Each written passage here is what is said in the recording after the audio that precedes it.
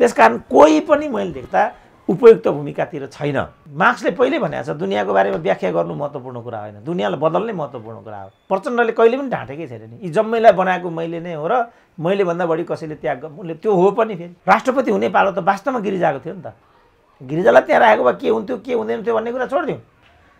गिरिजा प्रकरणमा चुक्नु हो प्रचण्ड। रुखमा यो 2.5 वर्षको कुरा छोड्नु गलत हो। त्यो मैले मात्रै त भनेको, कसले भनेको छ र यहाँ? एकदम ऐयासी टाइपका नेता हुन् प्रचण्ड।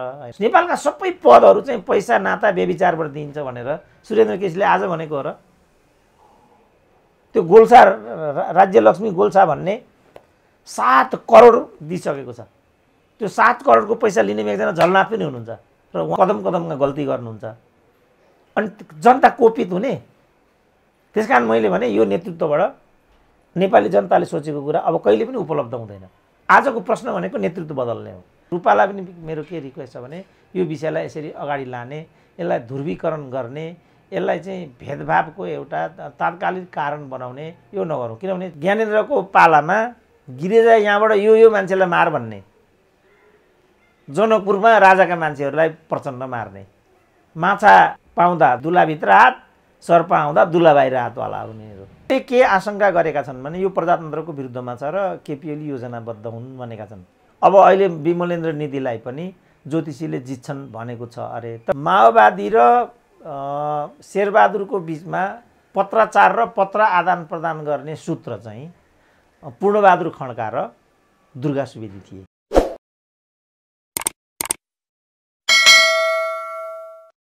तपाईँलाई एभरेस्ट नेपालमा हार्दिक स्वागत। ल हस्, धन्यवाद। अब यति बेला चर्चामा छन् भने दुईवटा विषय छन् डाक्टर साहब, महत्त्वपूर्ण चर्चामा। एउटा अदालत, एउटा नेकपा एमाले। अदालतको विषयमा त अब केही दिनमा के आउँछ भन्ने कुरा लगभग मान्छेहरू कान ठाडो पारेर बसेको अवस्था छ। नेकपा एमालेको विवाद उत्कर्षको चरम उत्कर्षमा छ।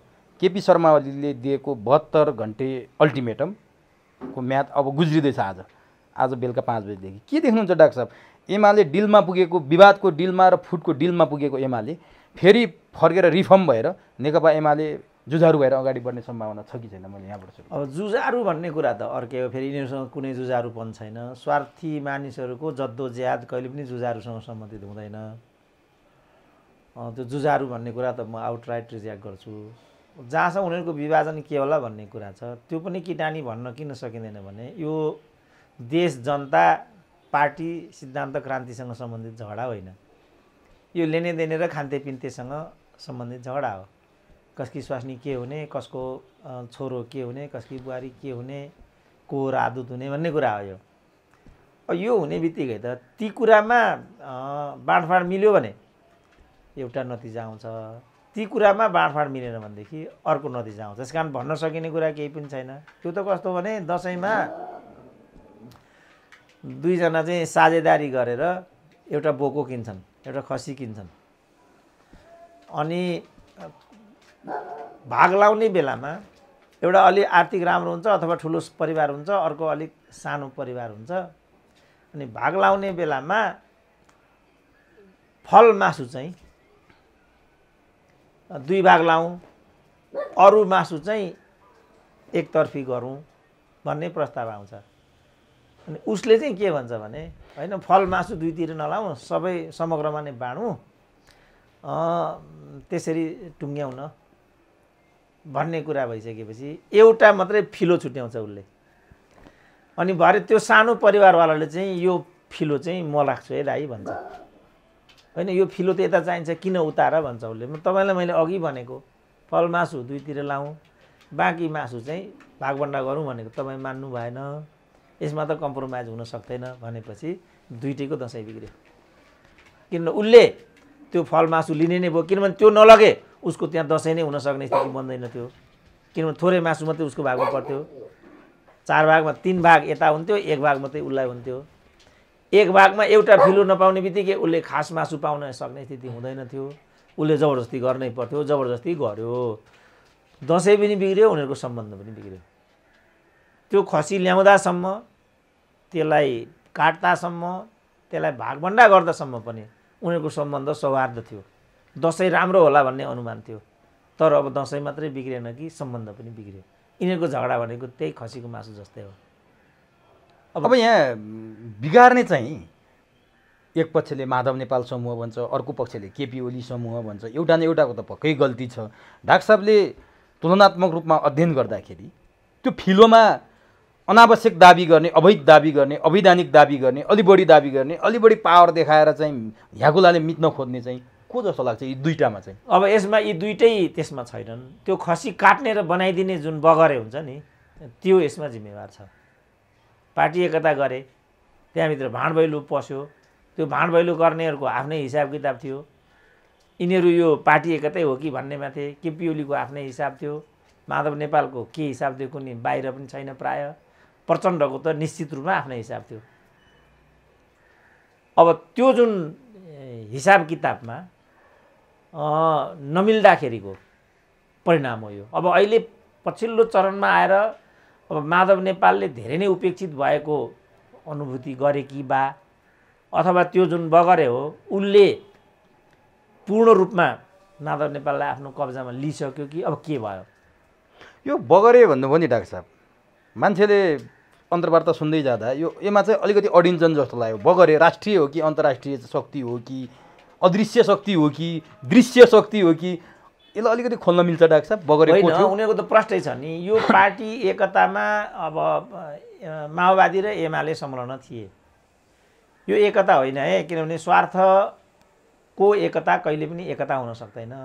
पार्टी एकता हुनको लागि विचार, सिद्धान्त, दृष्टिकोण मिल्नुपर्छ भन्थे नि म। तर म एक्लै थिएँ नि त। तपाईँले भन्दै पार्टी एकता तपाईँ हुँदैन भन्नुहुन्थ्यो, पार्टी एकता मै माथि हाँस्थेँ।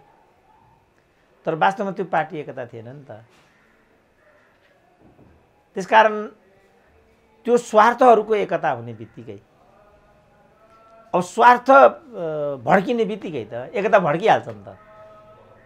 त्यो स्वार्थ यिनीहरूको थियो कि बगरेको थियो? म यिनीहरूलाई मासु दिएर यताउता बनाएर आफ्नो दाउमा पार्छु भन्ने बगरेको हुनसक्छ। त्यो स्वार्थमा यिनीहरू चुर्लुमै डुबे कि बगरेले तिनलाई चलाउन जानेन कि बगरेले ठ्याक्कै यतिसम्म मात्रै थियो यिनीहरूको डेस्टिनेसन भनेर तोक्या थियो? होइन, बगरे आफै फस्यो क्या। अब के भयो भनेदेखि म माधव नेपाललाई ल्याउँछु भन्ने थियो एक थरीको, बादलहरू उम्के यताबाट। किनभने यो त तपाईँले एउटा गलत आशय राख्नुभयो भने अर्को पक्षले पनि त्यो कुरा बुझेपछि त अनि त्यही बाटो समातिहाल्छ नि। भनेपछि बगरे भनेर हामीले चिनिरहेको भनेको प्रष्ट भयो प्रचण्ड थिए। उनीहरूकै बिचको जुन झगडा भयो भने काटाकाट गर्ने, यसलाई मात्रै भनेर इङ्गित नगरौँ। प्रचण्डको आफ्नै हिसाब थियो, केपीको आफ्नै हिसाब थियो। माधव नेपालको चाहिँ म अहिले पनि भन्न सक्दिनँ। यो माधव नेपालको नि डाक्टर साहब जस्तो पार्टी एकता भयो, 15 वर्षमा माधव नेपालले नेकपा एमालेको महासचिवको नेतृत्व दायी भूमिकामा बसेर काम गरे। उनी एउटा महत्त्वपूर्ण नेता थिए।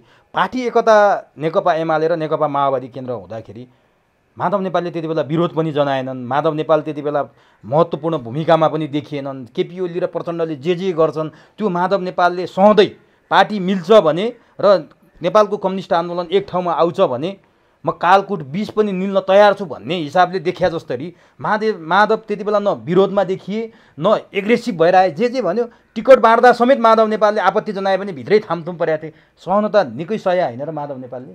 अहिले यो त्यस्तो चाहिँ थिएन, किनभने प्रचण्डको धेरै नुन खाइसकेको थिए यी जम्मैले।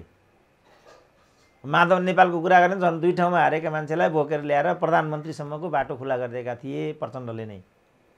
झलनाथलाई एमालेको 8औं महाधिवेशनमा जबरजस्ती प्रचण्डकै हस्तक्षेपले पार्टी अध्यक्ष मात्रै बनाइएन कि उनलाई चाहिँ पछि गएर प्रधानमन्त्री नै बनाइयो। माधव नेपाललाई लखेटेर झलनाथलाई प्रधानमन्त्री बनाएको छ, त्यो उनले नै गरेको हो। वामदेवको त कुरै भएन, सम्पूर्ण खर्चवर्च माओवादीले नै बेहोर्थ्यो जनयुद्ध कालदेखि नै। यो आधारमा उनलाई किच्दै ल्याएका थिए प्रचण्डले। तपाईहरु चुप लाग्नुहोस् म मिलाउँछु भन्दै ल्याएपछि यिनीहरू तपाईले जे अघि भन्नुभयो त्यो ठाउँमा बस्नुको कारण त्यो थियो। तर माधव नेपालको नि डाक्टर साहब, माधव नेपाल प्रधानमन्त्री 2 ठाउँमा हारेर बने नि, त्यति बेला प्रचण्डहरू नै हैनन् 20 वृक्ष कल्पवृक्ष भनेर रोपेको 20 वृक्ष भयो, रिमोटले चलेको भारतको चाहिँ रिमोट कन्ट्रोलमा चलेको सरकार भनेर बानेश्वरमा प्रचण्डले गरेको भाषण अहिले पनि मेरो मानसपटलमा आइराख्छ। प्रचण्डले त माधव नेपालले ढिम्किनै नदिएको अवस्था हैन र पछि हटाएर झलनाथ ल्याए। अब कसरी प्रचण्डले बनाए भन्न मिल्छ र माधव नेपाल प्रधानमन्त्री? होइन, त्यहाँसम्म ल्याए नि त। संविधान सभामा नआएको भए प्रधानमन्त्री हुने स्थिति बन्दैन थियो। उनको के हिसाब थियो भने म यसरी यहाँ ल्याउँछु, संवैधानिक समितिमा राख्छु र आफ्नो अनुकूल चाहिँ प्रयोग गर्छु, अन्डरमा राख्छु। प्रचण्डले कहिले पनि ढाँटेकै छैन नि। यी जम्मैलाई बनाएको मैले नै हो र मैले भन्दा बढी कसैले त्याग उसले त्यो हो पनि। फेरि राजीनामा दिनेमा पनि उनै अगाडि छन्, एकपछि अर्कोलाई बनाउनेमा पनि उनै अगाडि छन्। किनभने प्रचण्डको अलिकति दिने, त्यसैलाई मैले उनको डाइनामिक एउटा पक्ष भनिदिएको छु। त मान्छे त्यो मन पराएनन्, धेरै मान्छेले त्यत्रो मान्छे मार्ने इत्यादि गर्नेलाई तपाईँ कसरी डाइनामिक भन्नुहुन्छसम्म भने मलाई मान्छेहरूले। तर यो खुबी चाहिँ प्रचण्डमा देखिएकै छ। तर त्यहाँ आएर चाहिँ प्रचण्डले यो भस्मासुर जस्तो, भस्मासुरले लामो अवधिसम्म कुरेर चाहिँ वरदान लियो महादेवबाट। त्यो उसको वर चाहिँ के थियो भने जसको शिरमा मैले हात राख्छु त्यही भस्म होस्, भस्मासुरको माग यही थियो। महादेवले तथास्तु भनिदिए। त्यसपछि भस्मासुरले के विचार गर्यो भने म यसलाई चाहिँ अब टेस्ट गर्न चाहन्छु। कसलाई टेस्ट गर्ने त? तिमीलाई नै टेस्ट गर्छु भन्ने भयो। त्यसपछि महादेवले चाहिँ कुनै किसिमले त्यहाँबाट उम्किएर तारतम्य मिलाएर त्यो भस्मासुरलाई आफ्नै माथि टाउको राख्न लगाएर ती भस्म बनाइदिए। अब प्रचण्डलाई माधव नेपाल त ल्याइसकेपछि माधव नेपालको यो रूप होला भन्ने प्रचण्डको कल्पना थिएन। दुई ठाउँमा हारेको व्यक्ति फेरि प्रधानमन्त्रीको आकाङ्क्षा बोक्ला भन्ने पनि प्रचण्डलाई लागेको थिएन। त्यसपछि उनी चाहिँ कल्पबाट विष भकाउन्। त्यसो भए यसो भन्न मिल्छ डाक्टर साहब, जस्तो प्रचण्डले बेला बेलामा बोल्ने कुराहरूले निकै तरङ्ग पनि पैदा गर्छ। युद्धकालमा गिरिजाप्रसाद कोइरालाले यहाँ हान्न पठाए, त्यहाँ हान्यो भनेर प्रचण्ड बोल्थ्यो नि डाक्टर साहब। त्यो माधव नेपाललाई पनि जोडेर प्रचण्डले अस्तिको रातो पार्टीमा एउटा विचार व्यक्त गरेका छन्। अलिकति पढेर डाक्टर साहबलाई सुनाउँछु डाक्टर साहब। त्यो माधव नेपालसँग कहाँ जोडिन्छ, विष कल्पसँग जोडिन्छ कि जोडिँदैन, यसलाई डाक्टर साहबले व्याख्या गरिदिनु होला। जस्तो उनले लेखेको मुख्य विषय हाम्रा लागि र देशका लागि पनि 12 बुँदे समझदारी धेरै दूरगामी महत्त्वको परिघटना हो। यसलाई सफल पार्नै पर्छ र त्यहाँ हाम्रो समझदारी हुँदा गिरिजाबाबुसँग पनि त्यति बेला माधव नेपाल तत्कालीन नेकपा एमालेको महासचिव हुनुहुन्थ्यो, सर्लाहीको सदरमुकाममा हमला हुँदैछ भन्ने कुरा भनेको छु, तौलियामा हमला हुँदैछ, पाल्पामा यसरी हमला हुँदैछ भन्ने कुरा मैले सबै गिरिजाबाबुलाई रिपोर्ट गरिराखेको हुन्थेँ, माधवजीलाई रिपोर्ट गरिराखेको हुन्थेँ भनेर यिनले मुख्य सार मैले ल्याएको रातो पार्टीमा प्रचण्डले 2 दिन अगाडि लेखेको कुरा। यसले के सङ्केत गर्छ? माधव नेपाल र प्रचण्डको युद्धकालमा नै कतै न कतै नेक्सेस थियो भन्न खोजे हो कि के हो डाक्टर साहब? यो लेखको आशय के हो? त्यो चाहिँ उनीहरूले बारम्बार भनेको छ, प्रचण्डले त्यो कुरा बारम्बार भनेको छ। हाम्रो युद्धकालदेखि नै हामी सम्पर्कमा थियौँ, सम्पूर्ण कुरा कहिले पनि रोकेर राखेको छैन प्रचण्डले। तर त्यो उनी समयअनुसार भन्छन्, त्यो कुरा अर्कै भयो। तर चाहिँ म आफै अनुसन्धाता भएको हुनाले माओवादी जनयुद्ध र वार्ता भन्ने मेरो एउटा 500 पृष्ठको किताब छ। त्यो किताब लेखन गर्दै जाँदाखेरि एक ठाउँमा के फेला पर्यो भने त्यति बेर माओवादी र शेरबहादुरको बिचमा पत्राचार र पत्र आदान प्रदान गर्ने सूत्र चाहिँ पूर्णबहादुर खड्का र दुर्गा सुवेदी थिए। अब ज्ञानेन्द्रको पालामा गिरिजा यहाँबाट यो मान्छेलाई मार भन्ने, जनकपुरमा राजाका मान्छेहरूलाई प्रचण्ड मार्ने। अब प्रश्न आयो सशस्त्रको चिफ कसरी मारियो होला, नेपाली सेनाका उच्च पदस्थ अधिकृतहरू कसरी मारिए होला, प्रश्न त आयो नि एकदम। त्यसकारणले यसको उत्तर इतिहासमा उनीहरूले दिनुपर्छ मात्रै होइन कि उनीहरूप्रति भक्तिभाव राख्नेहरूको मनमा यसबारेमा के भन्नु छ त। त्यसकारणले यसमा हामी उपस्थित भएर किन कसैलाई रिजाउने, किन कसैलाई दुखाउने, त्यो काम हामी नगरौँ। मैले यो केमा मात्रै खोज्न खोजेँ भने डाक्टर साहब, जस्तो माधव नेपाललाई प्रचण्डहरूले किचिरहेको थिए, पार्टी एकता हुँदासम्म प्रभाव पारिरहेको थिए भन्ने कुरामा हामी बहसमा जाँदाखेरि यसको पनि मैले भेटाएको थिएँ, कतै नेक्सेस छ कि यो पनि भनेर मात्रै मैले जान्न खोजेको थिएँ। होइन, अब त्यो चाहिँ यिनीहरू मूलतः उपभोक्तावादी र अवसरवादी नेतृत्व हुन्। पदका लागि मात्रै यिनीहरूले सबै कुरालाई मोलतोल गर्छन्। जस्तो भनौँ न, प्रधानमन्त्रीमा उनी जाने बित्तिकै यिनै कल्पवृक्षलाई उनी 20 वृक्ष भन्न थाले। अब तिनै 20 वृक्षलाई अब अहिले डेन्टिङ पेन्टिङ गरेर पानी छर्किने काम तिनै प्रचण्ड गर्छन्। त के अरे वामदेवले प्रचण्डको सेवा गरेको सारा देशलाई थाहा छ। अब तिनै वामदेवले बनाएको धामी आयोगमा यी योगेश भट्टराईहरू पनि छन्, माओवादीलाई कुटी कुटी सिध्याउनुपर्छ भनेर त्यसैमा लेखिराखेको छ। यिनीहरू आतङ्ककारी हुने, यसलाई धुत्कार्नुपर्छ भनेर लेखिरहेको छ। यिनीहरू कोही पनि सैद्धान्तिक हिसाबले चल्ने मान्छेहरू होइनन्। यिनीहरू अवसरवादी र पथखोर भएको हुनाले अवसर र पदको लागि यिनीहरू जे पनि गर्ने मान्छेहरू हुन्। यसमा सानो ठुलो भन्ने पनि केही बाँकी रहँदैन, सबैको एउटै प्रवृत्ति देखिन्छ। माछा पाउँदा दुलाभित्र हात, सर्प आउँदा दुला बाहिर हातवाला हुनेहरू। चित्रबहादुर केसीकै म कुरा गर्छु नि, तपाईँ किन यति बढी एमालेलाई बोक्नुहुन्छ? यति बढी पनि एमालेलाई बोकिरहनु आवश्यक छ र दाइ भन्दा के गर्ने होइन भने काङ्ग्रेस अगाडि आइहाल्छ भन्थे। अब अहिले उनीहरू नै काङ्ग्रेस बोकेर हिँडिरहेछन्। अब यसलाई तपाईँ सैद्धान्तिक गरेर हेर्नुभयो भने चित्रबहादुरको हिजोको अडान ठिक कि आजको अडान ठिक? अब यो कुरा गऱ्यो भने फेरि उनीहरू के भन्छन्, सबै कुरा परिस्थिति अनुसार हुन्छ भनिहाल्छन्। हामीभन्दा बाठा छन् उनीहरू बोल्नको लागि। अहिले केपी ओलीले प्रतिगमन गरेको हुनाले र लोकतन्त्र र संविधानको झगडा गर्नु अपरिहार्य भएको हुनाले यहाँसम्म कि अहिले उनीहरू यही माधव नेपालवालाहरू शेरबहादुरलाई प्रधानमन्त्री बनाउनुपर्छ भनेर हिँडिराखेका छन्। यो के हो भनेर अखबारले सोध्यो भनेदेखि होइन, प्रजातन्त्र सङ्कटमा छ, खतरा छ, केपी ओलीले प्रजातन्त्र खान आँटेको छ, अहिलेको प्रमुख कार्यभार भनेको प्रजातन्त्र बचाउने हो भन्छन्। हिजो लोकतन्त्रको लागि लड्ने शक्तिहरू हामी एक ठाउँमा थियौँ, आज पनि एक ठाउँमा आउनुपर्ने बाध्यता भयो। अब यसको के दबाई छ ल भन्नुहोस् त? अब हामी यदि यो लोकतन्त्र हो भने त लोकतन्त्रमा त दलको अनुशासन निर्णायक हुन्छ। ठिक छ, उहाँहरू त्यो गर्ने भने पार्टी ब्रेक गर्नुहोस्, अनि नियमअनुसार 40% को सिस्टम छ, 40% मिलाएर अलग समूह गठन गर्नुहोस्, अनि शेरबहादुरसँग गठबन्धन गर्नुहोस् न। अब यो कुरामा पनि डिबेट गर्छ नेपाली समाज भने, यो कुरामा पनि जिरह गर्छन् नेपाली नेतृत्व भने, यिनीहरूलाई हामी नेता मान्न सक्छौँ त? अब केपी ओलीको के हो भन्ने कुरा त अब इतिहासले मात्रै भन्न सक्छ नि। वास्तवमा केपी ओलीको भित्र कुनै कलुषित भावनै पो छ कि? यिनीहरूको भनाइ के छ भने यो निर्वाचन भनेको गराउनको लागि नै होइन। जस्तो पहिलो पटक त वैशाख जेठको लागि उनले निर्वाचन तोकेका थिए। दिन त केपी ओलीको भ्याउसोबाट हामी उन्मुक्त भइसक्थ्यौँ नि। जस्तो म भन्छु नि, ट्रम्प र केपी ओलीको एउटै प्रवृत्ति हो। ट्रम्पले पनि यसरी नै रोएका थिए नि नेपाली अमेरिकी समाजलाई। सहँदा अन्त्यमा निर्वाचनको प्रक्रियाबाट नै ट्रम्प जहाँ पुग्नुपर्ने हो त्यहाँ पुग्ने स्थिति बन्यो। यहाँको पनि योभन्दा अर्को विकल्प छैन। केपी ओली चाहिँ राजाको, यिनीहरूले अनेक के भने यिनीहरू हिन्दू राजा ल्याउन लागेका छन्, राजतन्त्रको पुनर्स्थापना गर्न लागेका छन्। यो कुरामा त नि डाक्टर साहब, जस्तो केपी ओलीको पार्टीको नेकपा एमालेको 2 दिनसम्म चलेको केन्द्रीय कमिटीको बैठकमा जाउँ, जहाँ केपी ओलीको अत्यन्त विश्वासपात्र मानिने महेश बस्नेतले 8वटा बुदा त्यहाँ केन्द्रीय कमिटीको बैठकमा प्रस्ताव गरे।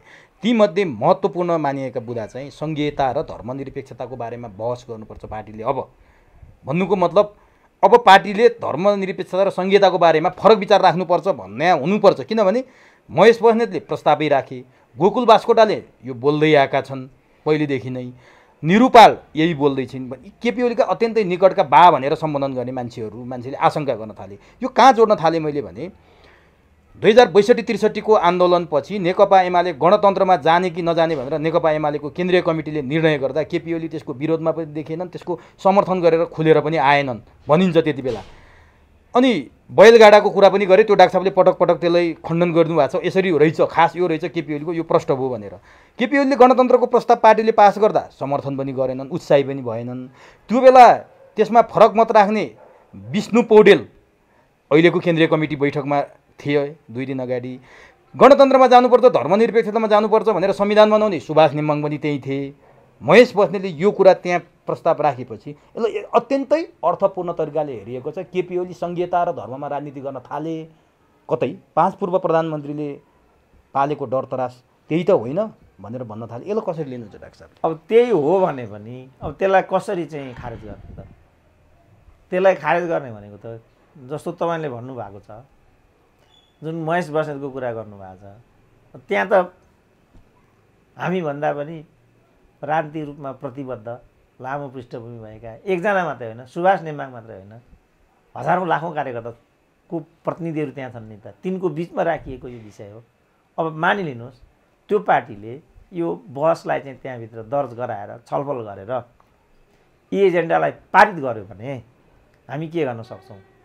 अब यसलाई जनतामा ल्याउनुपर्छ। हामी यो चाहँदैनौँ भने जनताबाट यसलाई चाहिँ निष्क्रिय गराइदिउँ। लोकतन्त्रमा अर्को के उपाय छ ल भन्नु त? अनि यसैको लागि केपी ओलीले व्यवस्था परिवर्तन जे ल्यायौँ हामीले 62-63 माधव नेपालहरूको कुरा गर्दैछु, जे ल्यायौँ त्यो सखा पार्नला हुनाले पहिले पनि केपी ओली रुचि थिएन, अहिले पनि केपी ओली त्यही बाटोमा हिँड्न थाले, केपी ओलीका नजिकका मान्छेहरू त्यस्तै बोल्न थाले भनेपछि कतै न कतै केपी ओलीको आड भरोसाले बोलिरहेछन्। त्यसकारण यो बचाउन विपक्षी गठबन्धन बनाएर भए पनि केपी ओलीलाई फाल्नुपर्छ भन्ने उनीहरूको तर्क कतिको प्रजातान्त्रिक हो र कतिको उपयुक्त हो भनेर मैले जान्न खोजेँ। होइन, यो त मैले भनिहालेँ नि। अब उनीहरूले के आशंका गरेका छन् भने यो प्रजातन्त्रको विरुद्धमा छ र केपी ओली योजनाबद्ध हुन् भनेका छन्। लक्षणहरू पनि त्यस्तै देखिन थाले, सङ्केतहरू। लक्षणको आधारमा त हामी निष्कर्ष लगाउन सक्दैनौँ नि। त्यसो त अब उनले पनि योभन्दा त राजाको सानमान कता हो कता भनेका छन्। यसलाई पनि लक्षण मान्न सकियो नि त। कि ठुलोले चाहिँ भनेको भने हुने, सानोले भन्यो भने विषय बन्ने, ठुलोले चाहिँ भनेको भने हुने हो भने मलाई केही पनि भन्नु छैन। होइन, सानो ठुलो पार्टीभित्र त्यही कुरा हुन्छ जुन चाहिँ मर्म धर्म विपरीत हो भनेदेखि आलोच्य बन्नुपर्छ भन्ने हो भने त उनले पनि त्यो कुरा त भनेको छ। हिजो एकचोटि बाबुरामले पनि जस्तो लाग्छ कल्चरल किङ चाहिन्छ भनेका थिए। बाबुरामले पनि गिरिजाले नै बेबी किङ चाहिन्छ भनेका थिए। अब लक्षणकै कुरा गर्नुहुन्छ भने अहिले चाहिँ बेबी किङको कुरा आइरहेछ। रुखमागत कटुवालले नै भनिराखेका छन् राज संस्था हुन्छ, पुनर्स्थापना पनि हुन्छ, तर ज्ञानेन्द्र हुँदैन। त्यो पनि बेबी किङकै कुरा हो। अनि त्यसलाई लक्षण मान्ने कि नमान्ने त? भनेपछि सबै एकैतिर अब जान लागेको हो जनमत। सबैले यस्तै यस्तै भाषा बोल्दाखेरि के साँच्चीकै राज संस्था आउन थाले हो भन्ने प्रश्न पनि उठ्न थाल्यो नि। अब जम्मै जिम्मेवारी अब हामीले इतिहासलाई दिनुपर्छ। यो प्रश्नहरू आइरहँदा प्रचण्ड माधव नेपालहरूको यो भूमिका भएको छ, केपी ओलीहरूको त्यो भूमिका भएको छ। अब वास्तवमा के भएर जान्छ त्यो त इतिहासको विषय बन्ने हो भोलि। अब विगतै कुरा गर्ने हो भने त यस्तै कुरा गर्दा गर्दै शेरबहादुरले चाँदीको किस्तीमा राखेर नेपालको लोकतन्त्र ज्ञानेन्द्रको चरणमा राखिदिएका हुन्। त्यो पनि हामीले बिर्सेका छैनौँ। तिनै शेरबहादुरको पहल कदमीमा माधव नेपालहरू अगाडि जान उद्यत भइराखेका छन्। कसरी विश्वास गर्ने हामीलाई? गाह्रो छ नि। अब शेरबहादुरलाई केही भनौँ, तिनै शेरबहादुरलाई त्यहाँ पुर्याउने नेपाली काङ्ग्रेसका फेरि सङ्गठित कार्यकर्ताहरू नै हुन्। हाम्रो यसमा हात छैन नि। त्यसकारण यसलाई त हामी जम्मैले एउटा आकलनको विषय बनाउने हो। यसलाई जनताको समक्ष राखी छोड्ने हो, हिसाब किताब गरेर बस्ने हो। त्यसो भए यस्तो आकलन गर्न सकिन्छ डाक्टर साहब, केपी ओलीको पछिल्ला गतिविधि हेर्ने हो भने गत साल मात्रै कर्णाली प्रदेशमा एमाले भित्रको झगडाले मुख्यमन्त्रीको पद झन्डै झन्डै धरापमा पर्दाखेरि नेकपा हुँदैको कुरा गर्दैछु, केपी ओलीले प्रदेशलाई चाहिँ सङ्घको एउटा साधारण युनिट हो भनेर भने। त्यसपछि केपी ओलीले रामायणका कुरा गर्न थाले, राम जन्मेका कुरा गर्न थाले, पर्साको ठोरीमा अयोध्या भन्ने कुरा गर्न थाले, पशुपतिमा जलहरी चढाए। अनि त्यसपछि आएर अहिले केपी ओलीका नजिकका मान्छेले यसरी बोल्दाखेरि साँच्चीकै केपी ओली धर्म र सङ्घीयताको राजनीतिमा हाम फालेका हुन् कि भन्ने आकलन गर्न थालियो। त्यो आकलन सत्य हुनसक्छ अथवा असत्य हुनसक्छ। होइन, अब माधव नेपालले पनि त होली वाइन गरे, केपी ओलीले पनि भैँसी पूजा गरे, प्रचण्डले प्रचण्डले पनि भैँसी पूजा गरे, शेरबहादुर चाहिँ हितप्रसाद ज्योतिषीको निर्देशनमा चल्छन्। अब अहिले विमलेन्द्र निधिलाई पनि ज्योतिषीले जित्छन् भनेको छ। अरे तपाईँ किन एउटा गरिबको मात्रै चक्कर काटिरहनु भएको छ? नेपालका नेता जम्मै उस्तै हुन् के बाबु। अब यो चाहिँ त्यो छट्टु होइन, त्यो अबोध गोठालोको बच्चासँगै तुलनीय हुन्छ। बाबु तँलाई सङ्कट पऱ्यो भने मुरली बजाउनु भने रहेछ बाबुले। अनि बाबु निकै पर पुग्यो, के रहेछ भनेर अचानक उसले मुरली बजाइदियो। छोरालाई सङ्कट पऱ्यो होला भनेर फर्केर आयो। छोरो त हाँसिरहेछ। लौ त भन्यो, बाबु फर्केर गयो। एकछिन पछाडि फेरि छोराले चाहिँ मुरली बजायो, किनभने नजिकै बाघ आइसकेको थियो। अघिकै कुरा होला भन्ठान्यो, बाबु फर्केर आएन, बाघले बच्चालाई खाइदियो। अब यहाँ यही त्यही कुरा भइरहेछ। त्यही कुरा माधव नेपालले होली वाइन गर्दाखेरि ग्लोबल कन्फरेन्स हो नि त त्यो। 28वटा मुलुक त माधव नेपालले त्यो होली वाइन अन्तर्गत भिजिट गरेका छन्। केपी ओलीलाई पनि उनले मतियार बनाएका छन्। होटल सोल्टीमा गएर चाहिँ 4 दिन बसेका छन् केपी ओली। $1 लाख को पुरस्कार लिएका छन्। त्यति बेला यो सब कुरा आएन। अनि अहिले यो ठोरीकै कुरा आउँदाखेरि, रामकै कुरा आउँदाखेरि किन यो कुराले यसो तुल पक्रेको छ म बुझ्दिनँ पहिलो कुरा। स्याल कराउनु र कुखुरा हराउनु उस्तै उस्तै भएको हो कि भन्ने मात्रै संयोग हो कि भनेर पनि मैले प्रश्न सोधेँ। होइन, हो भने पनि त्यो स्याल भन्दा पनि त्यही बच्चाको कुरा हुन्छ। यो हो भने पनि अनि हामीले जतिसुकै बेला मुरली बजाउनु हुँदैन, जुन बेला बजाउनु पर्ने हो त्यो बेला बजाउनु पर्छ। र अहिले जुन किसिमको भइराखेको छ, अब उहाँहरू झगडा गरिरहनु भएको छ, यो ज्ञानेन्द्रको कारणले हो त, राज संस्थाको कारणले हो त, उहाँहरू आफ्नै कारणले हो नि त। उहाँहरूले नै भन्नुपर्छ यो झगडा किन छ। हामीले देख्दा यो पदको लागि हो, बाहिरबाट हामीले सर हेर्दा पदको लागि भनेर बुझिरहेछौँ हामीले, त्यो हो पनि। तर वास्तविकता भित्र व्यवस्था राख्ने र व्यवस्था फाल्नेहरू बिचको लडाइँ हो, अरू केही पनि होइन भन्नेहरू पनि छन् एक थरी। त्यो गलत कि सही? होइन, त्यो त अब हाम्रो नेतृत्व हो। यो उनीहरूसँग वैधता छ, निर्वाचित भएर गएका छन्। अब हामी यसमा के गर्न सक्छौँ? यही कुरालाई देखभाल गर्नको लागि उनीहरूलाई हामीले त्यहाँ तलब भत्तासहित उल्टो माननीय पनि छन्त्याइनका छोरी बुहारी स्वास्नी दोहोरिएर तेरिएर चौरिएर भइराखेका छन्। तर हामीले उनीहरूलाई चाहिँ माननीय भनेर ढोग्नु परिरहेछ। यिनीहरूको व्यवहार त माननीय छैन नि, यिनीहरू त माननीय लागेको होइन नि, कतै त सम्माननीय पनि भएका छन्। यसरी उनीहरूले हामीलाई को परेका छन्। हामी चाहिँ उल्टो ऋणमा फसेर गएका छौँ। एउटा भ्याक्सिनसम्म हामी पाउँदैनौँ। अब विश्वमा चाहिँ भ्याक्सिन नगरेको मान्छेलाई प्रवेशै नदिने भन्ने नियम आइसक्यो।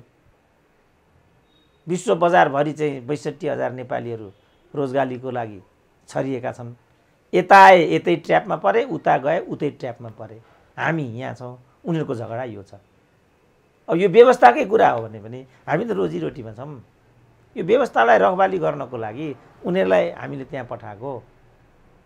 त्यहाँ न्यायाधीशहरू छन्, प्रशासनिक संयन्त्र छ, सेना छ, प्रहरी छ। 21औं शताब्दीमा हामीहरू छौँ। मनपरी गर्न पाइन्छ अहिलेको शताब्दीमा? कसैले लोकतन्त्र खाँदैमा खाइन्छ। अब राजा ज्ञानेन्द्रले सत्ता लिएर हेरेको होइन, सफल भए त हिजो। त्यसकारण यो पर्सपेक्टिभबाट हामीले विषयलाई हेर्ने र बुझ्ने गर्नुपर्छ। मैले देख्दा अब कुनै अप्रत्याशित कुरा भयो, तपाईँले भने जस्तो यो लोकतन्त्र नै गयो भने पनि मैले देख्दा आएको व्यवस्थालाई त्यति सजिलै टिकाउन सक्ने सम्भावना हुँदैन। 1, 2 त्यो गएन भने पनि रहिरहेको अवस्थामा पनि उनीहरूले हामीलाई चाहिँ कुनै लोकतान्त्रिक जीवन चरित्र चाहिँ दिएका छैनन्। हामीलाई सुख शान्ति छैन। आज पनि हामीलाई अप्ठ्यारो छ। के चाहिँ हामीले पाएका छौँ त? आज न शिक्षा पाएका छौँ, न स्वास्थ्य पाएका छौँ, न रोजगारी पाएका छौँ, न भ्याक्सिन पाएका छौँ। के चाहिँ पाएका छौँ त हामीले? उनीहरूले खालि लोकतन्त्र भनेर आफ्नो वैयक्तिक सुतीखेती फाइदा गर्ने, स्वास्नी छोरी बुहारीलाई राष्ट्रपतिसम्म बनाउने यो धन्दा गरेका छन्। यो कस्तो लोकतन्त्र हो भने उठ्नु पर्यो कि अब नेपालीहरूले। लोकतन्त्रको नाममा यो त नङ्गा नाच हो। यो त कि 2 टर्मको सिस्टम गर्नु पर्यो, कि पार्टीभित्र वरियता हुनु पर्यो, कि योग्यता क्रम हुनु पर्यो, केही त हुनु पर्यो होला नि। यो केही नहुनुको परिणाम आज हामीले भोग्नु पर्यो नि। त्यसकारण हामी चाहिँ निष्प्रिय भएर बस्ने मनस्थितिमा पुग्यौँ नेपाली जनता अहिले। किनभने हामीलाई त मेलम्चीको उपचार चाहिएको छ, हामीलाई भ्याक्सिन चाहिएको छ, हामीलाई उद्योग चाहिएको छ, हामीलाई शान्ति सुरक्षा। आज पनि कहाँ चितवनमा कि कहाँ एउटा महिलालाई चाहिँ मारेर जङ्गलमा फ्याँकिराखेको छ। कति बेला कसलाई मारिने हो केही ठेगान छैन। निर्मला पन्त मारै भयो। अब उनीहरू पालो कहिले लोग्ने, कहिले स्वास्नी मन्त्री हुन्छन्। ती मध्येको एउटा छट्टुलाई लगेर कसैलाई राष्ट्रपति बनाएको हुन्छ, कसैलाई प्रधानमन्त्री बनाइराखेको हुन्छ। आखिर त सम्पूर्ण रूपमा भयो त यही। जस्तो डाक्टर साहबले बारम्बार प्रश्न उठाउनुहुन्थ्यो राष्ट्रपति बनाउँदा, प्रधानमन्त्री बनाउँदा। रामकुमारी झाँक्रीले हिजो विद्यार्थीको एउटा कार्यक्रममा प्रश्न उठाइन्, हामीले गलत मान्छेलाई राष्ट्रपति बनायौँ र त्यति बेला बनाउन हुँदैन भन्दै हामी कराउँदै गलत मान्छेलाई राष्ट्रपति बनाउँदा आज राष्ट्र प्रमुख र सरकार प्रमुखको मिलेमतोमा यो व्यवस्थाको चिरहरण भयो। हामीले गलत मान्छेलाई राष्ट्रपति नबनाऊ है, उहाँ गलत मान्छे हो भन्दै बनाउँदाखेरि आज यो अवस्था आयो भनेर रामकुमारीले प्रश्नसँग प्रश्न उठाए राष्ट्रपतिमाथि। त्यसो भने पहिला मेरो अभिनन्दन गर्नु पर्यो। यो प्रश्न सबभन्दा सुरुमा उठाउने त नेपालमा म हुँ। हिजो उनले यो चाहिँ नोट अफ डिसेन्ट लेखेको छ कि छैन त्यो डकुमेन्ट पल्टाउनु पर्यो।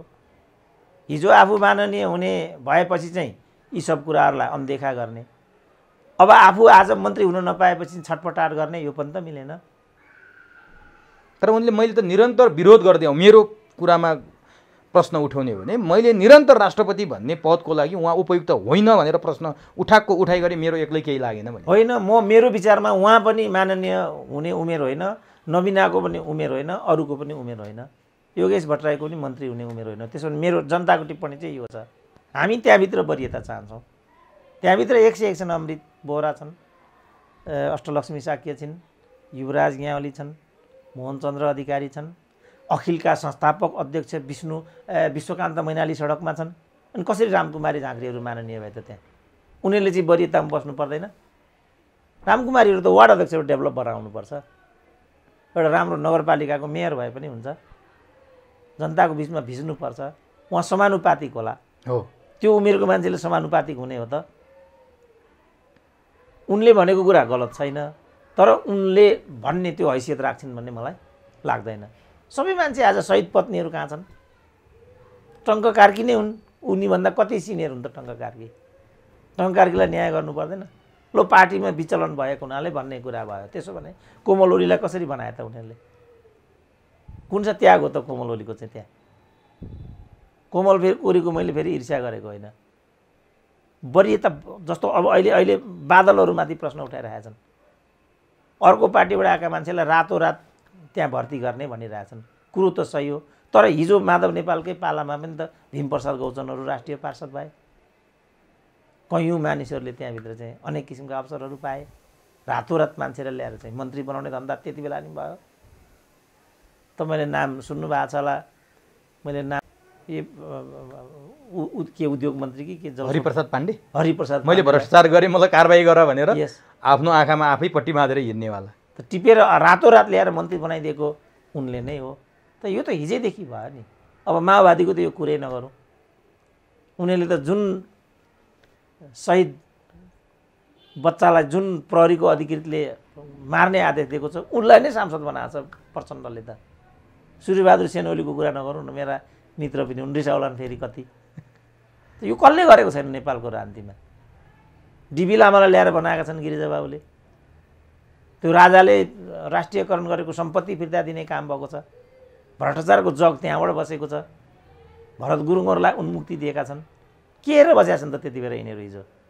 होइन, यो प्रश्न हो, तर त्यो अघि बच्चाको जस्तो कुरा भयो। जुन बेला यो प्रश्न उठाउनु पर्ने थियो, न्याय गर्नु पर्यो नि। मोहनचन्द्रले न्याय गर्नु पर्दैन? न्याय गर्ने प्रणाली छैन त्यहाँभित्र। कयौँ मैले थाहा नपाएका त सबैको मुखमा कण्ठ नाम नहोला, गाउँ गाउँमा होलान् बिचरा। विस्थापित बेपत्ता भएर गइराखेका छन् मान्छेहरू। त्यस कारणले उहाँहरूले बाटो बिराउँदै आउनुभएको छ। एउटा अर्को प्रश्न उहाँले के उठाउनु भयो भने अहिले जुन राजनीतिक गलत दिशातर्फ गएको छ, जुन भद्रगोल भएको छ, यसको मुख्य कारक हामी के मानेमा हो भने हामीले एउटा सहमति गऱ्यौँ, पहिलो राष्ट्रपति गिरिजाप्रसाद कोइरालालाई बनाउनु पर्थ्यो। त्यहाँनिर हामी चुक्यौँ। त्यहाँनिर हामीले आफूले गरेका वाचाबन्धन तोड्यौँ। त्यसकारण आज देश यो अवस्थामा पुग्यो। गिरिजाप्रसाद कोइरालालाई पहिलो राष्ट्रपति मात्रै बनाइदिए भए आज संविधान पनि लिकमा हुन्थ्यो, व्यवस्थामाथि पनि प्रश्न उठ्ने थिएन, यो असन्तुष्टि पनि आउने थिएन भनेर एउटा शब्द बोलिन्। यो सत्य हो अथवा गलत हो डाक्टर साहब? यसको पनि संस्थापक मै हुँ, उनीहरू हुन् र यो भन्ने एथोरिटी उनीहरू भनेपछि डाक्टर साहबको लाइनमा आइसके छन् त नि। होइन, त्यो म त्यो भन्दिनँ, किनभने फेरि मैले गौरव गरेको हुन जाला। तर यो प्रश्न सुरुदेखि सबभन्दा ठुलो घात प्रचण्डले जो गिरिजाको विरुद्धमा यो हो भने नि त। अर्को एउटा चाहिँ म फेरि दोहोऱ्याएर भन्छु, जस्तो तीनटा अहिले पनि म राम्रोसँग सम्झिन्छु। रुखमागतलाई त्यो कारबाही गर्नु गलत हो भन्नेमा मै थिएँ, उहाँहरू पटक्कै मान्नुहुन्न थियो। त्यो सही हो भन्नेमा यो बारको अस्ति पनि तपाईँले नाम सोधेको थिएँ नि, के नाम अरे बारको? रमन श्रेष्ठहरू बारको त्यति बेला अध्यक्ष कि महासचिव के हुनुहुन्थ्यो, क्याम्पेन गरेर हिँड्नुहुन्थ्यो उहाँ। यो ठिक हो, प्रचण्डले ठिक गरेको छ, कानुन यो ठिक गरेको छ भनेर। त्यस कारण मेरो यो माधव नेपाल र प्रचण्डहरूलाई के सुझाव छ भने तपाईँहरूलाई ब्याकअप गर्ने कानुन व्यवसायीहरूको भूमिका पनि गलत छ नेपालमा। यसो त बौद्धिक मिडियाको एजेओले भूमिका गलत छ हाम्रो नेपालमा, किन यिनीहरू पार्टी कार्यकर्ता जता छन्, पार्टिसन आधारमा चिजलाई हेर्छन्। अब मिडिया, बौद्धिक, नागरिक समाजै पार्टिसन भएपछि के बाँकी रह्यो त? हाम्रो त आधार हो नि त्यो त। हाम्रो जीवनका, नागरिक जीवनका अभिन्न मित्र भनेका तिनीहरू हुन् नि। अनि त्यसलाई हेरेर उनीहरूले भनेको आधारमा न्याय निरूपण गर्ने न्यायाधीशहरू हुन् नि। जापानमा चाहिँ 3 चाडालाई चाहिँ भगवान मानिन्छ अरे, नगरपिता, प्रहरी, न्यायाधीश, गुरु। यो 4टालाई चाहिँ गड मानिन्छ अरे त्यहाँ। अब यो 4टाले नै गलत भूमिका खेलिदियो भने, प्रहरीले नै गलत भूमिका खेलिदियो भने के उपाय हुन्छ भन्नु त? अब त्यहाँ उर्लाबारीको हेर्नुहोस् न, त्यो एउटा युवकको त्यहाँ हत्या भएको छ नि त। त्यो हत्यामा मेयर चाहिँ मतियार भएको छ, प्रहरीले चाहिँ मिसिल बदलेको छ। ल भगवानले नि त्यो भूमिका खेलेपछि अब नागरिकले जीवदानको ग्यारेन्टी पाउने भयो त? यही कुरा उहाँ कञ्चनपुरको के नाम रे तिनको, लक्ष्मी कि के हो, के भट्ट भन्ने भट्ट हो। अब तिनको चाहिँ भागीरथी भट्ट, त्यो त दोस्रो भयो। पहिलो चाहिँ निर्मला पन्त, निर्मला पन्तको। भागीरथीको त एउटा बच्चालाई लगायो, अब के हो कसो हो त्यो त्यतिकै सेलायो। निर्मला भट्ट पन्त प्रकरणमा चाहिँ प्रहरीले नै लुगा धोइराखेको छ त्यसको। त्यो प्रहरीको काम हो। त्यसपछि डिएनएमा एउटा अभियुक्तलाई थुने प्रेसर पर्यो, काल्पनिक अभियुक्त उनीहरूले खडा गरेको रहेछ। डिएनए अर्काको डिएनए लगेर चाहिँ यो काम प्रहरीले गर्ने हो त? यस्तो हाम्रो गर्ने चाहिँ यस्तो चलन छ नि त। त यो सब कुराहरूमा चाहिँ अब उहाँहरू चाहिँ चुक्दै आउनुभएको छ। त्यसकारण मैले चाहिँ त्यही बेला यो प्रश्न उठाएको थिएँ, राष्ट्रपति हुने पालो त वास्तवमा गिरिजाको थियो नि त। गिरिजालाई त्यहाँ राखेको भए के हुन्थ्यो के हुँदैन थियो भन्ने कुरा छोडिदिउँ। गिरिजा प्रकरणमा चुक्नुभयो, प्रचण्ड रुकमाङ्ग प्रकरणमा चुक्नुभयो। यसलाई त यस्तरी भनिदिन्थे, सेनापतिमा चुके, पशुपतिमा चुके, केमा चुके भने राष्ट्रपतिमा चुके। पशुपतिको अब त्यो कसरी भएको छ, पशुपतिको फेरि अर्कै आयाम छ। चुक्ने त कुरा भइ नै हाल्यो, किनभने के हो त्यसको प्रो एन्ड कन्स हेर्नु पऱ्यो नि त। नहेरिकन गरेको कुरा चाहिँ सत्य हो। नम्बर 4 चाहिँ जुन कुरा मैले पनि भनेको थिएँ, यो 2.5 वर्षको कुरा छोड्नु गलत हो। त्यो मैले मात्रै त भनेको, कसले भनेको छ र यहाँ? एकदम सुरुदेखि नै डाक्टर साहबले यसलाई मुखरित पार्दै आउनुभयो। त अब अहिले आएर भन्नुहुन्छ 2.5 वर्षको छोड्नु गल्ती हो। अब उहाँहरू पटक पटक गल्ती गर्नुहुन्छ, कदममा गल्ती गर्नुहुन्छ, अनि जनता कोपित हुने। त्यसकारण मैले भने यो नेतृत्वबाट नेपाली जनताले सोचेको कुरा अब कहिले पनि उपलब्ध हुँदैन। आजको प्रश्न भनेको नेतृत्व बदल्ने हो। त्यसो भने रामकुमारी झाँक्रीहरू त्यति भन्छन्, त्यो मैले पनि सुने, उनको राम्रो पनि थियो। त्यो मार्क्सले पहिले भनेको छ, दुनियाँको बारेमा व्याख्या गर्नु महत्त्वपूर्ण कुरा होइन, दुनियाँलाई बदल्नै महत्त्वपूर्ण कुरा हो। त्यसकारण त्यो जुन शैली छ, त्यो शैलीबाट उहाँहरू उन्मुक्त हुनुहोस् न त। त्यसो भने रामकुमारीले नै च्याम्पियन गर्नु न त। अब ल के भने पार्टीमा 2 टर्म सिस्टम हुनुपर्छ। कुनै पनि व्यक्ति 2 भन्दा बढी 2 अवधिमा भन्दै कोही पनि हुन नपाउने। पार्टीमा 2 टर्म सिस्टम हुनुपर्छ। पार्टीभित्र एज सिस्टम हुनुहुन्छ 65 को एज बार लगाइदिउँ, पार्टीभित्र वरियताको सिस्टम बसाल्नु। मान्नुहुन्छ त उहाँ? त्यसो भने वरियता भन्ने बित्तिकै उहाँ आफै पर्नुहुन्न त्यहाँ। 2 टर्म भन्ने बित्तिकै उहाँलाई पनि जीवनभर त्यहाँ बसिरहनु होला। इभन भुटान जस्तो मुलुकमा 65 को एज बार छ। राजा पनि रिटायर हुन्छ त्यहाँ 65 इयर्स पछाडि। ग्रेजुएट नगरेको मान्छे एमपी हुनमा हुँदैन। अब यहाँ एउटा लठुवालाई चाहिँ राजदूत बनाउनको लागि निर्देशिका बदल्छन् उनीहरू, किनभने सम्पूर्ण पद प्रतिष्ठाहरू किनबेचमा छन् नेपालमा। अब अहिले देखिरहनु छ तपाईँले बीपी को धरानको, अस्तिदेखि हामी कुरा गरिरहेको छौँ, टन्न जाँड खाएर एउटा झल्लु 7 करोडको किनबेच भन्ने कुरा छ। त्यो पद नेपालका सबै पदहरू चाहिँ पैसा नाता व्यभिचारबाट दिइन्छ भनेर सुरेन्द्र केसीले आज भनेको हो र? त्यो गोल्सा राज्यलक्ष्मी गोल्सा भन्ने 7 करोड दिइसकेको छ। त्यो 7 करोडको पैसा लिने एकजना झलनाथ पनि हुनुहुन्छ र उहाँ झलनाथले नै उहाँलाई अखिलको अध्यक्ष बनाएको छ। अनि यसमा उहाँको के भन्नुहुन्छ त? अब त्यसकारण मैले भने बुढा नेता भन्दा युवा नेताहरू गलत छन् नेपालमा। युनियनमा यत्रो लामो समयसम्म 25 वर्षदेखि युनियनको निर्वाचन भएको छैन। त्यो अवधिमा त उहाँ पनि त अखिलको अध्यक्ष हो नि त। किन भएन त त्यो निर्वाचन? कीर्तिपुरको विद्यार्थी युनियनमा चाहिँ हिँड्ने बेलामा हिमाल शर्माले चाहिँ आगो लगाए। 5 करोडको घोटाला छ त्यहाँ। शङ्करदेव क्याम्पसमा घोटाला छ, मीन भवन क्याम्पसमा घोटाला छ। कुन क्याम्पसमा घोटाला छैन? हरेक क्याम्पसमा घोटाला छ। त्यो घोटालाले गर्दा उनीहरूको छिनाझप्टीले गर्दाखेरि विद्यार्थी युनियनको निर्वाचन चाहिँ रोकिएको आज विद्यार्थी युनियन नै छ कि छैन भन्ने भइसक्यो। त त्यसमा त युवा नेतृत्वको उहाँ त आफै अध्यक्ष पनि हो फेरि। त्यसकारण कोही पनि मैले देख्दा उपयुक्त भूमिकातिर छैन। यो महत्त्वपूर्ण कुरा हो। यसलाई रियलाइज मात्रै गरेर हुँदैन। त्यसो भने रियलाइज गर्दै म पनि एउटा कुरा त्याग गर्छु भनेर त्यसो भने राजीनामा दिनु नि त। त्यसो भने उहाँले मेरो बेला भएको छैन, मलाई चाहिँ भागवण्डबाट बनाइयो, यो उपयुक्त विधि भएन, वरियतालाई पनि मेचियो, त्यसपछि अस्तव्यस्तता आयो भन्ने एउटा कबुल गर्नु नि त। त्यसो भने उहाँहरू गर्नुहुन्न। त्यसो भए डाक्टर साहबले अघि भन्नुभयो नि 4वटा प्रकरणले प्रचण्डका 4वटा प्रकरण 4वटा गल्ती, त्यो गल्तीको कारण एउटा महत्त्वपूर्ण फ्याक्टर मान्न सकिन्छ आजको देशको यो राजनीति जर्जर हुनु भद्रगोल हुनुमा ती कारणहरू पनि थिए। त्यतिले पुग्दैन। प्रचण्ड मात्रै ठेगानमा बसिदिएको भए हामीले आज राजनीतिको एउटा वास्तविक यात्रा तय गरिसकेको हुन्थ्यो। किन प्रचण्ड भनेको त एउटा ब्रान्ड थियो। ब्रान्ड मात्रै थिएन, त्यो ब्रान्डलाई सपोर्ट गर्ने वाइसिएल थियो, लडाकु जत्था थियो, विचारधारा थियो, एजेन्डाहरू थियो। अहिलेका जम्मै एजेन्डा माओवादीका त हुन् नि।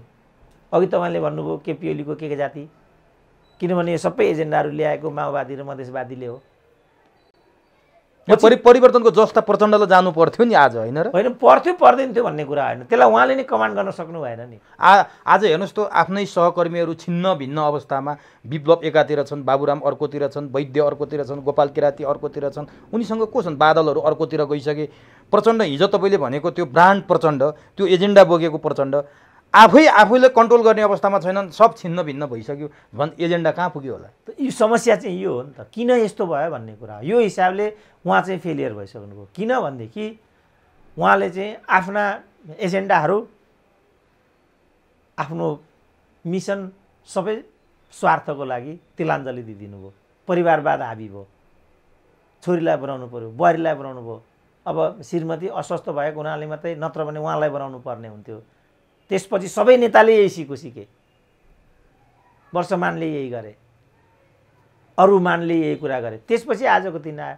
आज प्रचण्डलाई हेर्दाखेरि नि डाक्टर साहब कस्तो लाग्छ भने एउटा दुर्घटनाले थला परेर पाट पूर्जा लथालिङ्ग भएर कुनामा बसेको एउटा गाडी हुन्छ नि, सबै लथालिङ्ग, एकदमै त्यो राम्रो गाडी, हिजोको राम्रो गाडी, आज एउटा ऐना सिसा एकातिर छ, ढोका अर्कोतिर छ, झ्याल अर्कोतिर भएको खङरङ्ग परेको बस जस्तो भएको अवस्थामा पुग्या हुन् प्रचण्ड।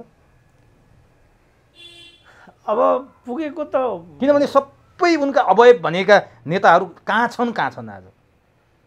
अब त्यस्तो देखिन्छ। अब त्यतिको पनि अरू पार्टीहरू छैनन्, त्यसको फाइदा भइराखेको छ उनलाई। किन तपाईँ मधेसवादीमै हेर्नु भने योभन्दा घातक अवस्था देख्नुहुन्छ। एमाले त हो कि होइन भन्ने भइसक्यो। राप्रपाको कुरा पनि त्यही छ। त्यस कारण यो प्रचण्डको मात्रै कुरा होइन, नेपालका सबै राजनीतिक दलहरू यस्तै छन्। किन उनीहरू यस्ता छन् भने यिनीहरू यस्तै हुन्। किन यस्ता हुन् भने यो उनीहरूको व्यवसाय हो। यो एउटा माछा व्यापारीको के प्रतिष्ठा हुन्छ र? के पनि प्रतिष्ठा हुँदैन नि। किनभने ऊ पैसाको लागि माछा लिएर त्यहाँ बसिराखेको छ। अझ ऊ त इमान्दार यो हदमा होला के भने त्यही माछा बेचेर छोराछोरीलाई शिक्षा स्वास्थ्य गरेको होला। अब हिजो हात्तीवन रिसोर्टमा परिवारसहित रिफ्रेस हुने भनेर गएका छन् प्रचण्ड। पहिले सुकुटेतिर जान्थे प्रचण्ड। जस्तो गिरिजाप्रसाद कोइराला विराटनगर गएपछि केही न केही विवादित कुरा बोल्थे र तरङ्ग फैलिन्थ्यो। प्रचण्ड पनि यो रिफ्रेस भएर फर्केर आउँदासम्म तिनले कुनै त्यस्तो नयाँ केही तरङ्ग फैलिने काम गर्दैछन् अथवा साँच्चै रिफ्रेसकै लागि मात्रै गएका होला नि डाक्टर साहब? यिनी गइरहन्छन् नि यस्तो। अब उनीहरू चाहिँ कम्युनिस्ट आवरणमा गैर कम्युनिस्ट मान्छे भएको हुनाले यस्तो गर्नु स्वाभाविक हो। किन खानु पिउनु लाउनु मोज गर्नुपर्छ उनीहरूलाई, होइन? अब जहाँसम्म तरङ्गको कुरा छ त्यो त प्रायोजित पनि हुनसक्छ। के हुनसक्छ डाक्टर साहब? त्यहाँ के अर्थ होइन, नेकपा एमालेको विवाद उत्कर्षमा आजै टुङ्गो लाग्ने अवस्थामा छ। त्यो चाहिँ अब उनको पुरानै, किनभने अब भनौँ न, अब ऐयासी टाइपका नेता हुन् प्रचण्ड, होइन? कम्युनिस्ट भने पनि नेपालमा कोही पनि कम्युनिस्ट छैन, कोही पनि कम्युनिस्ट होइनन् यिनीहरू। यिनीहरूले यसलाई ब्रान्डको रूपमा मात्रै दुरुपयोग गरेको हो। नीतिगत रूपमा काङ्ग्रेस यिनीहरूमा केही पनि फरक छैन। एउटा भ्रम दिन उनीहरू सफल भएका छन् कि हामीहरू कम्युनिस्ट हौँ। अब जो एउटा गैर कम्युनिस्ट मान्छे हो भने मोज मस्तीको लागि एउटा रिसोर्टमा गयो भने त्यो के विषय बन्छ र? कहिलेकाहीँ मलाई पनि जाउँ जस्तो लाग्छ। तर मलाई चाहिँ लाग्छ मात्रै, किनभने म त्यो जगबाट आएको मान्छे होइन, म त सुठो पिठो इत्यादि एउटा रोटी खाएर पनि मलाई बेलुका भइहाल्छ, कुनै केही कुरामा मलाई त्यस्तो केही सौख पनि छैन। तर नलाग्ने भन्ने कुरा त होइन नि, लाग्छ मान्छेलाई। त उनीहरूलाई चाहिँ लागे अनुसारका पूर्वाधारहरू पनि छन्, मोज गर्छन्। अब एसियाकै सबभन्दा धनी नेता मध्येमा एक भन्ने छ प्रचण्डलाई, उनी भन्छन् मसँग त एक पैसा पनि छैन ब्यालेन्स। विदेश जाँदाखेरि सबैभन्दा महँगा होटलमा बस्दा रहेछन्, दुबई जाँदा त्यही आयो नि त कुरो। त विरोधाभासपूर्ण छ नि त यो त। त्यस कारणले अब जहाँ नेताको जीवनशैली अपारदर्शी हुन्छ, जहाँ नेताको आय व्यय चाहिँ अपारदर्शी हुन्छ, त्यहाँ त बेइमानीको घर त भइहाल्छ नि। त्यसो भने नि डाक्टर साहब, एकचोटि हामी अघि सुरुमा एमालेको झगडामा प्रवेश गरेका थियौँ। एमाले र माओवादी मिल्नुभन्दा अगाडि पनि एमालेमा झगडा थियो, तर त्यो रहिरहन्थ्यो, मिल्थ्यो, सकिन्थ्यो, फेरि विवाद हुन्थ्यो, फेरि अर्को गुट उपगुटका झगडा हुन्थ्यो, सामान्यकृत ढङ्गले अगाडि बढिरहेको थियो। अहिले वात्तै फुटको नजिक पुगे होइन, यो भुजको आगो जस्तो बल्दै आएको छ। कतिपय मान्छेले के भन्छन् भने, अघि डाक्टर साहबले बगरेको उदाहरण त दिइसक्नुभयो। प्रचण्ड जब त्यहाँ इन्ट्री भए त्यो घरमा प्रचण्डले नै आगो झोस्दे, उनी आगै झोस्न गएका थिए र आगो झोस्देपछि केपी ओली र माधव नेपालको यो द्वन्द्व यो अवस्थामा आयो र प्रचण्डले आगो नझोस्द्या भए अथवा एमाले र माओवादी नमिल्या भए आज एमालेको यो हाल हुन्थेन भन्छन्। हो डाक्टर साहब? अब त्यसलाई हो भनौँ भने फेरि बादलको कुरा के हो त? मलाई पनि त्यो कोण उठाउन यदाकदा मनपर्ने गर्थ्यो, तर त्यो सत्यसँग म्याच गर्दैन। बादलका पनि भरपर्दै मान्छेहरू छन् त्यहाँ, बादलकै मान्छे त होइन। तर बुमर्याङ भयो अरे के, प्रचण्डले बादलै त्यहाँ रहलान् अथवा उनका विश्वासिला मान्छेहरू त्यतै रहलान् भन्ने प्रचण्डले आकलन गर्न सकेनन्, बुमर्याङ भएर आफैतिर त्यो फर्क्यो भन्छ। त्यस कारणले तपाईँले अघि भन्नुभएको रूपमा भन्नुभन्दा पनि यिनीहरू चाहिँ अवसरवादी र पथखोर तत्त्वहरू हुन्। पदका लागि कसले कसलाई कति बेर न्यौछावर गर्छ? मणि थापै भन्नुहोस् न। मणि थापा त शान्ति प्रक्रियाको प्रारम्भिक चरणमा विद्रोह गर्ने मध्ये एकजना नेता हुन् नि। उनको एउटा ब्रान्ड बनिसकेको थियो, आइडियोलोजिकल मान्छे हुन् कि भन्ने एउटा भ्रम पनि उनी दिन सफल भएका थिए। अब उनी त केपी ओलीको मन्त्री मात्रै भएनन् कि, अब जनयुद्धको विरासत प्रचण्डसँग छैन, केपी ओलीसँग छ भन्न थाले। प्रचण्डमा लाख बेइमान होलान्, तर जनयुद्धको ब्रान्ड त प्रचण्डै हुन् नि। जनयुद्धको विरासत केपी हुन् र? त जहाँ यो तहका नेताहरू हुन्छन्। अब प्रभु शाहको कुरा पनि त्यही हो। अब रामबहादुर थापा बादललाई प्रचण्डले नबनाएको के थियो र? भणुवा हुन् नि बादल त वास्तवमा। विभाजन गर्न लगाए, किरण वैद्यलाई चाहिँ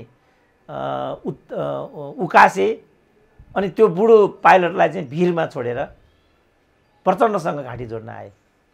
अब प्रचण्ड पनि उस्तै बेइमान हुन्। अब तपाईँ आउनुभयो ठिकै छ, अरू साथीहरूको पनि मैले चित्त बुझाउनु पर्ने हुन्छ, समयक्रम भन्नुको सट्टा घ्वाप गृहमन्त्री दिदिए। किन दिदिए त भन्दा क्रान्तिको लागि दिएको त। प्रचण्डले यो काम गरेको नेपालको क्रान्तिको लागि हो, जनयुद्धको रक्षाको लागि हो। यो त अवसरवादीहरूलाई पारितोषिक दिँदै स्वयं आफू पनि अवसरवादी भएको हुनाले मालामाल हुने कुरा हो यो त। अब जहाँ त्यत्रो जनयुद्धलाई, त्यत्रा शहीदका त्याग बलिदानलाई यो हदमा दुरुपयोग गरिन्छ, आश गर्ने ठाउँ के रहन्छ ल भन्नु त? अब डाक्टर साहबले प्रभु शाहकै कुरा ल्याउनु भयो। प्रभु शाहसँग जोडिएर हिजो दुईवटा विषय आयो। एउटा उनले 30 करोड ठगेको महिलालाई हातपात गरे भन्ने कुरा हिजो सञ्चार माध्यममा व्यापक आयो। त्यो मध्ये उनले 10 लाख तिरेर 20 लाख तिर्न बाँकी भएको, लिन गएको महिलालाई उल्टै हातपात गरेको भन्ने कुरा आयो। यो छुट्टै विषयको। अर्को हिजो उनले के भने वर्तमान व्यवस्थाको विकल्प खोजौँ, संविधान पुनर्लेखन गरौँ, संसदीय व्यवस्थाले निकास दिँदैन, खिचडी व्यवस्थाको अन्त्य गरौँ भन्ने टाइपले उनी प्रस्तुत भए। एकातिर मैले अघि भनिहालेँ महेश बस्नेतहरूको त्यो प्रस्ताव, अर्कोतिर यिनी व्यवस्थाको विकल्प खोज्न थाले। भनेपछि यिनी त हिजो लडेर ल्याएको व्यवस्था हो नि, वास्तवमा प्रचण्डकै लिगेसीबाट आएका मान्छे हुन्। यिनीहरूले यस्तो भन्न थालेपछि के साँच्चीकै अब त्यो यो व्यवस्था धर्मरायकै हो? अब उनको चारित्रिक एउटा तालाई टेकेर विचार बनाउनुहोस् न। अब कम्युनिस्ट भन्छन्, करोडौँको चाहिँ ठगिदण्ड। अब ठगी त के हो त्यो, किनभने अब अर्काको कुरामा हामी प्रवेश गर्न सक्दैनौँ। तर यो माओवादी भन्नेले यस्तो किसिमको आर्थिक हरकत त गरिआएको विगत छ नि त। र त्यो ब्रान्डलाई दुरुपयोग गरेर छिमेकीलाई तर्साउने, छिमेकीलाई धम्क्याउने, दुःख दिने, अर्थोपार्जन गर्ने, किडन्याप जस्तो गरेर चाहिँ अपहरण जस्तो गरेर पैसा असुल्ने, यो त माओवादी कित्तामा भयो नि त हिजो प्रशस्त। अब त्यसको प्रभाव र त्यो समयमा भएका हरकतहरूका छिर्कामिर्का होला नि यिनीहरू। अब के हो हामीलाई त थाहा छैन नि। क्यानाडा पठाइदिन्छु भनेर 30 करोड ल्याएको, त्यो त सार्वजनिकै भइसक्यो। अब त्यस्तरी भन्ने हो भने त त्यस्ता मान्छे कति छन्। त्यो त हरेकले गरेको हुन्छ। युवा सङ्घको बैठकमा लन्डन जान्छन्, उतै भाषिन्छन्। धेरै जसो चाहिँ यो मेन पावरको धन्दा गर्ने त 10 जनाको त तथ्याङ्कसहित मसँग रिपोर्टिङ आएको छ। कसैले मेरो डाक्टर साहब 30 लाख खाइदियो भन्छन्, कसैले मेरो 20 लाख खाइदियो भन्छन्। अब यो रातो पासपोर्ट बेच्ने सबै यस्तै त मान्छे हुन्। त्यो पासपोर्टै बेचिदिने अनि आफ्नो सहयोगी बनाएर लिएर जाने, अमेरिकामै छोडिदिने, त्यस्तो हिसाब किताब गर्न लाग्यो भने त अब व्यवस्थाको विकल्प खोज्न थाले नि यिनले तराईबाट प्रतिनिधित्व गर्ने महत्त्वपूर्ण नेतै मानिन्थे। व्यवस्थाको विकल्प यिनले पनि खोज्न थाले। अब त्यो चाहिँ उनीहरूले जवाब दिने कुरा हो र उनीहरूको पार्टीले त्यसलाई चाहिँ अनुगमन गर्ने कुरा हो।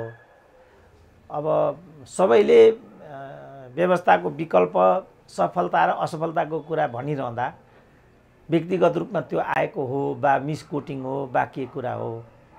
अब प्रभु शाहकै कुरा गर्दा, महेश बस्नेतकै कुरा गर्दा उनीहरू चाहिँ त्यो भन्न सक्ने ठाउँमा पुगिसकेका पात्रहरू भन्ने चाहिँ व्यक्तिगत रूपमा मलाई लाग्दैन।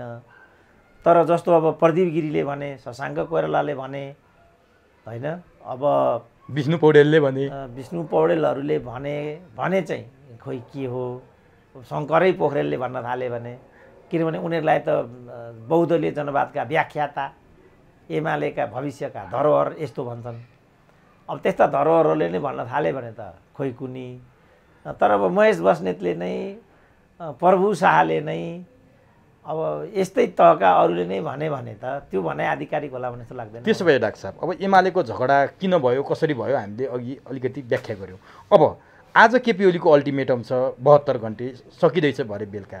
माधव नेपालसँग केपी ओलीले भेट्न प्रयास गरे, माधव नेपालले रुचि देखाएनन् भन्ने कुरा पनि सार्वजनिक भयो। अब के लाग्छ डाक्टर साहब, भरे 5 बजेको म्याद गुज्रियो भने केपी ओलीले भने जस्तो प्रतिपक्षको नेतालाई प्रधानमन्त्री बनाउनेहरू एमालेका नेता कार्यकर्ता हुँदैनन्, त्यो हस्ताक्षर फिर्ता नल्याउनेहरू आज बेलुका पनि 5 बजेसम्म ल्याएनन् भने तिनीहरू एमालेका नेता कार्यकर्ता रहँदैनन् भनेर केपी ओलीले च्यालेन्ज दिइसकेका छन्। माधव नेपालहरू नलिने मुडमा देखिन्छन्। माधव नेपालले आफ्नै नेता कार्यकर्तालाई भेट नदिएर 8-8 घन्टा बेपत्ता भएको कुरा पनि सार्वजनिक भयो। खोज्दै जाँदा अग्नि सापकोटाकोमा प्रचण्डसँग बसेका कुरा पनि आए, कतिपयले त लैनचौर पुग्या पनि भनिदिए।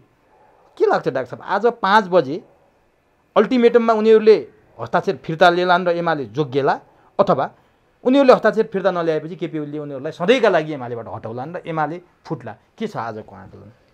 अब यो त अघि पनि मैले भने, यो त लेनदेनको कुरा भएको हुनाले अब लेनदेन मिल्यो भने यो कुरा पनि मिल्छ, लेनदेन मिलेन भने यो कुरा पनि मिल्दैन। भनेपछि एमाले टुक्रिन्छ आज?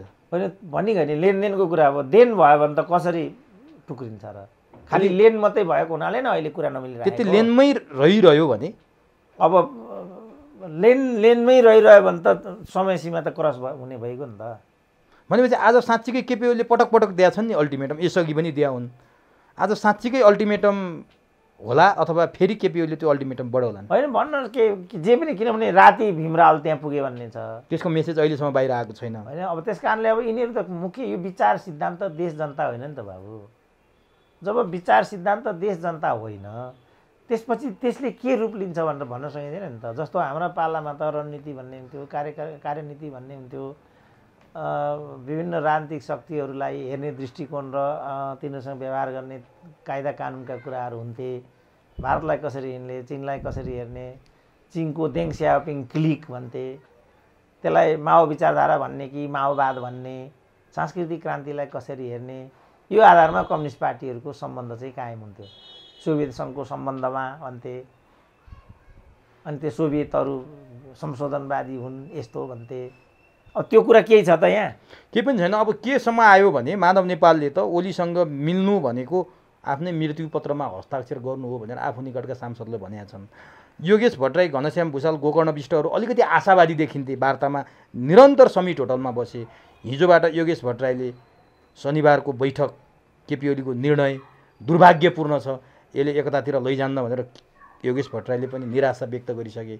भनेपछि आज साँच्चीकै निराशामा टुङ्गिने जस्तो पो देखिन्छ। अनि त्यो म केही भन्न सक्दिनँ, किनभने तिनैले पनि विचार सिद्धान्त देश जनताका लागि यो लडाइँ लडेको होइन नि त। किनभने उनीहरूलाई के लाग्छ भने मानिलिउँ पार्टी विभाजित भयो, यो त आत्मघाती हुन्छ, जनतामा जाने स्थिति नै बन्दैन, एकले अर्कालाई सिद्ध्याउने कुरा मात्रै हुन्छ। जस्तो वामदेवको प्रकरण हाम्रो आँखा अगाडि छ नि त।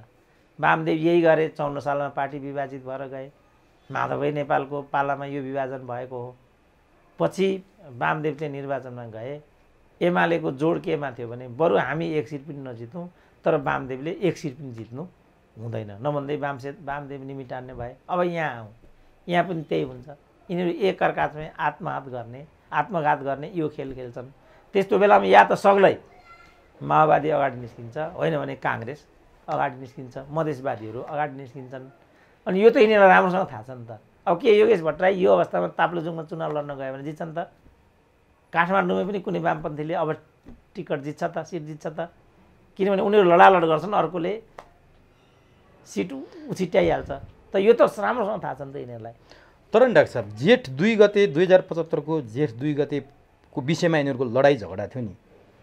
एक पक्षले जेठ 2 मा फर्किसके भनिरहेछ, अर्को पक्ष पत्याउन तयार छैन। जसरी क्याप्टेन रामेश्वर थापाको घरमा गएर राजीनामा दिन तयार भएका माधव नेपालहरूलाई केपी ओलीले अल्मल्याए, अहिले पनि अदालतको फैसलालाई प्रभावित पार्न, अदालतको फैसला नजिक हुँदाखेरि केपी ओलीले अर्को तिगडम गरे हुन सक्छन् भनेर उनीहरू विश्वस्त भएका छैनन्। खासमा केपी ओलीले तिगडम गरे हुन् कि उनीहरूले चाहिँ शर्तमाथि शर्त थप्दिएका हुन्, के लाग्छ डाक्टर साहबले? दुवै कुरा हो, किनभने केपी ओली पद छोड्न तयार छैनन् भन्ने कुरा प्रष्टै छ। पद प्राप्तिको लागि उनी जे पनि गर्न सक्छन् भन्ने कुरा उनका हरकतहरू हाम्रो अगाडि छन्। 2 महिना 2 पटक हाउस विघटन गर्ने भनेको, सचिवालयको बैठकमै अनुपस्थित हुने भनेको, त्यो मान्दिनँ, आउँदैन, सबै कुराहरू हाम्रो अगाडि छन् नि त।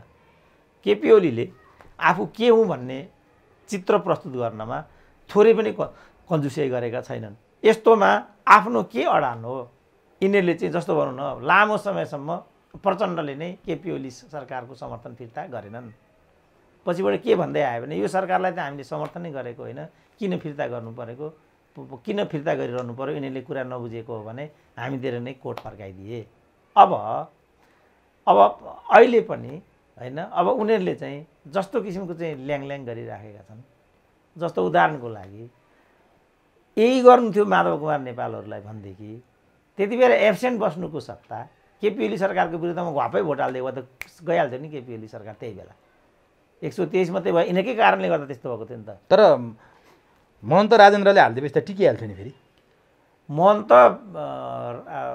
माधव ग्रुपले हालिदिए भए महन्त राजेन्द्र पनि हाल्ने मुडमा थियो, उनीहरूले नहालेपछि मात्रै तटस्थ बस्या हो भनिन्छ। अब त्यो त अनुमानकै कुरा भयो। भनेपछि अहिलेको झगडा के हो त? केपी ओलीले जेठ 2 मा फर्किसके भन्छन्, माधव नेपालहरू पत्याउन तयार छैनन्। केपी ओली जेठ 2 मा फर्किया हुन्? होइन, जेठ 2 मा फर्केका हुन् कि होइनन् कि भन्ने कुरा त मिटिङमा उपस्थित भएर माइनोट गरे भइगयो नि त। तर बादलहरू पनि सँगै भएपछि, लेखराज भट्टहरूलाई पनि दायाँ बायाँ राखिसकेपछि माधव नेपालहरू विश्वस्त हुने आधार के छ र, ठाउँ के छ र? साँच्चीकै केपी ओलीले तिगडमै गरे जस्तो देखिन्छ नि। होइन, तिगडमै हो, विश्वस्त हुने आधार छैन। त्यसको मतलब शेरबहादुरसँग गठबन्धन गर्ने हो त तपाईँको विचारमा? त्यस्तो मिल्छ लोकतन्त्र? यो त राजनीतिक नैतिकता पनि मिलेन, पार्टीको अनुशासन पनि मिलेन, दल सम्बन्धी नियमले पनि मिलेन। शेरबहादुरले नै अर्काका सांसद देखाएर प्रधानमन्त्री हुने हो, त्यस्तै हुन्छ लोकतन्त्रमा? 76 त त्यही भन्दो रहेछ। फेरि स्वतन्त्र व्यक्तिलाई जुनसुकै सांसदले पनि सहयोग गर्न सक्छन् भनेर। सांसदले सहयोग गर्न सक्छन्, तर त्यसलाई क्वालिफाइड गर्ने संस्था भनेको त राष्ट्रपति हो नि। त्यो पनि छ नि त 76 मै। राष्ट्रपतिलाई बहुमतको आधार प्रस्तुत गरेको विश्वास लागेमा भने, लागेन तपाईँले भनेर हुन्छ?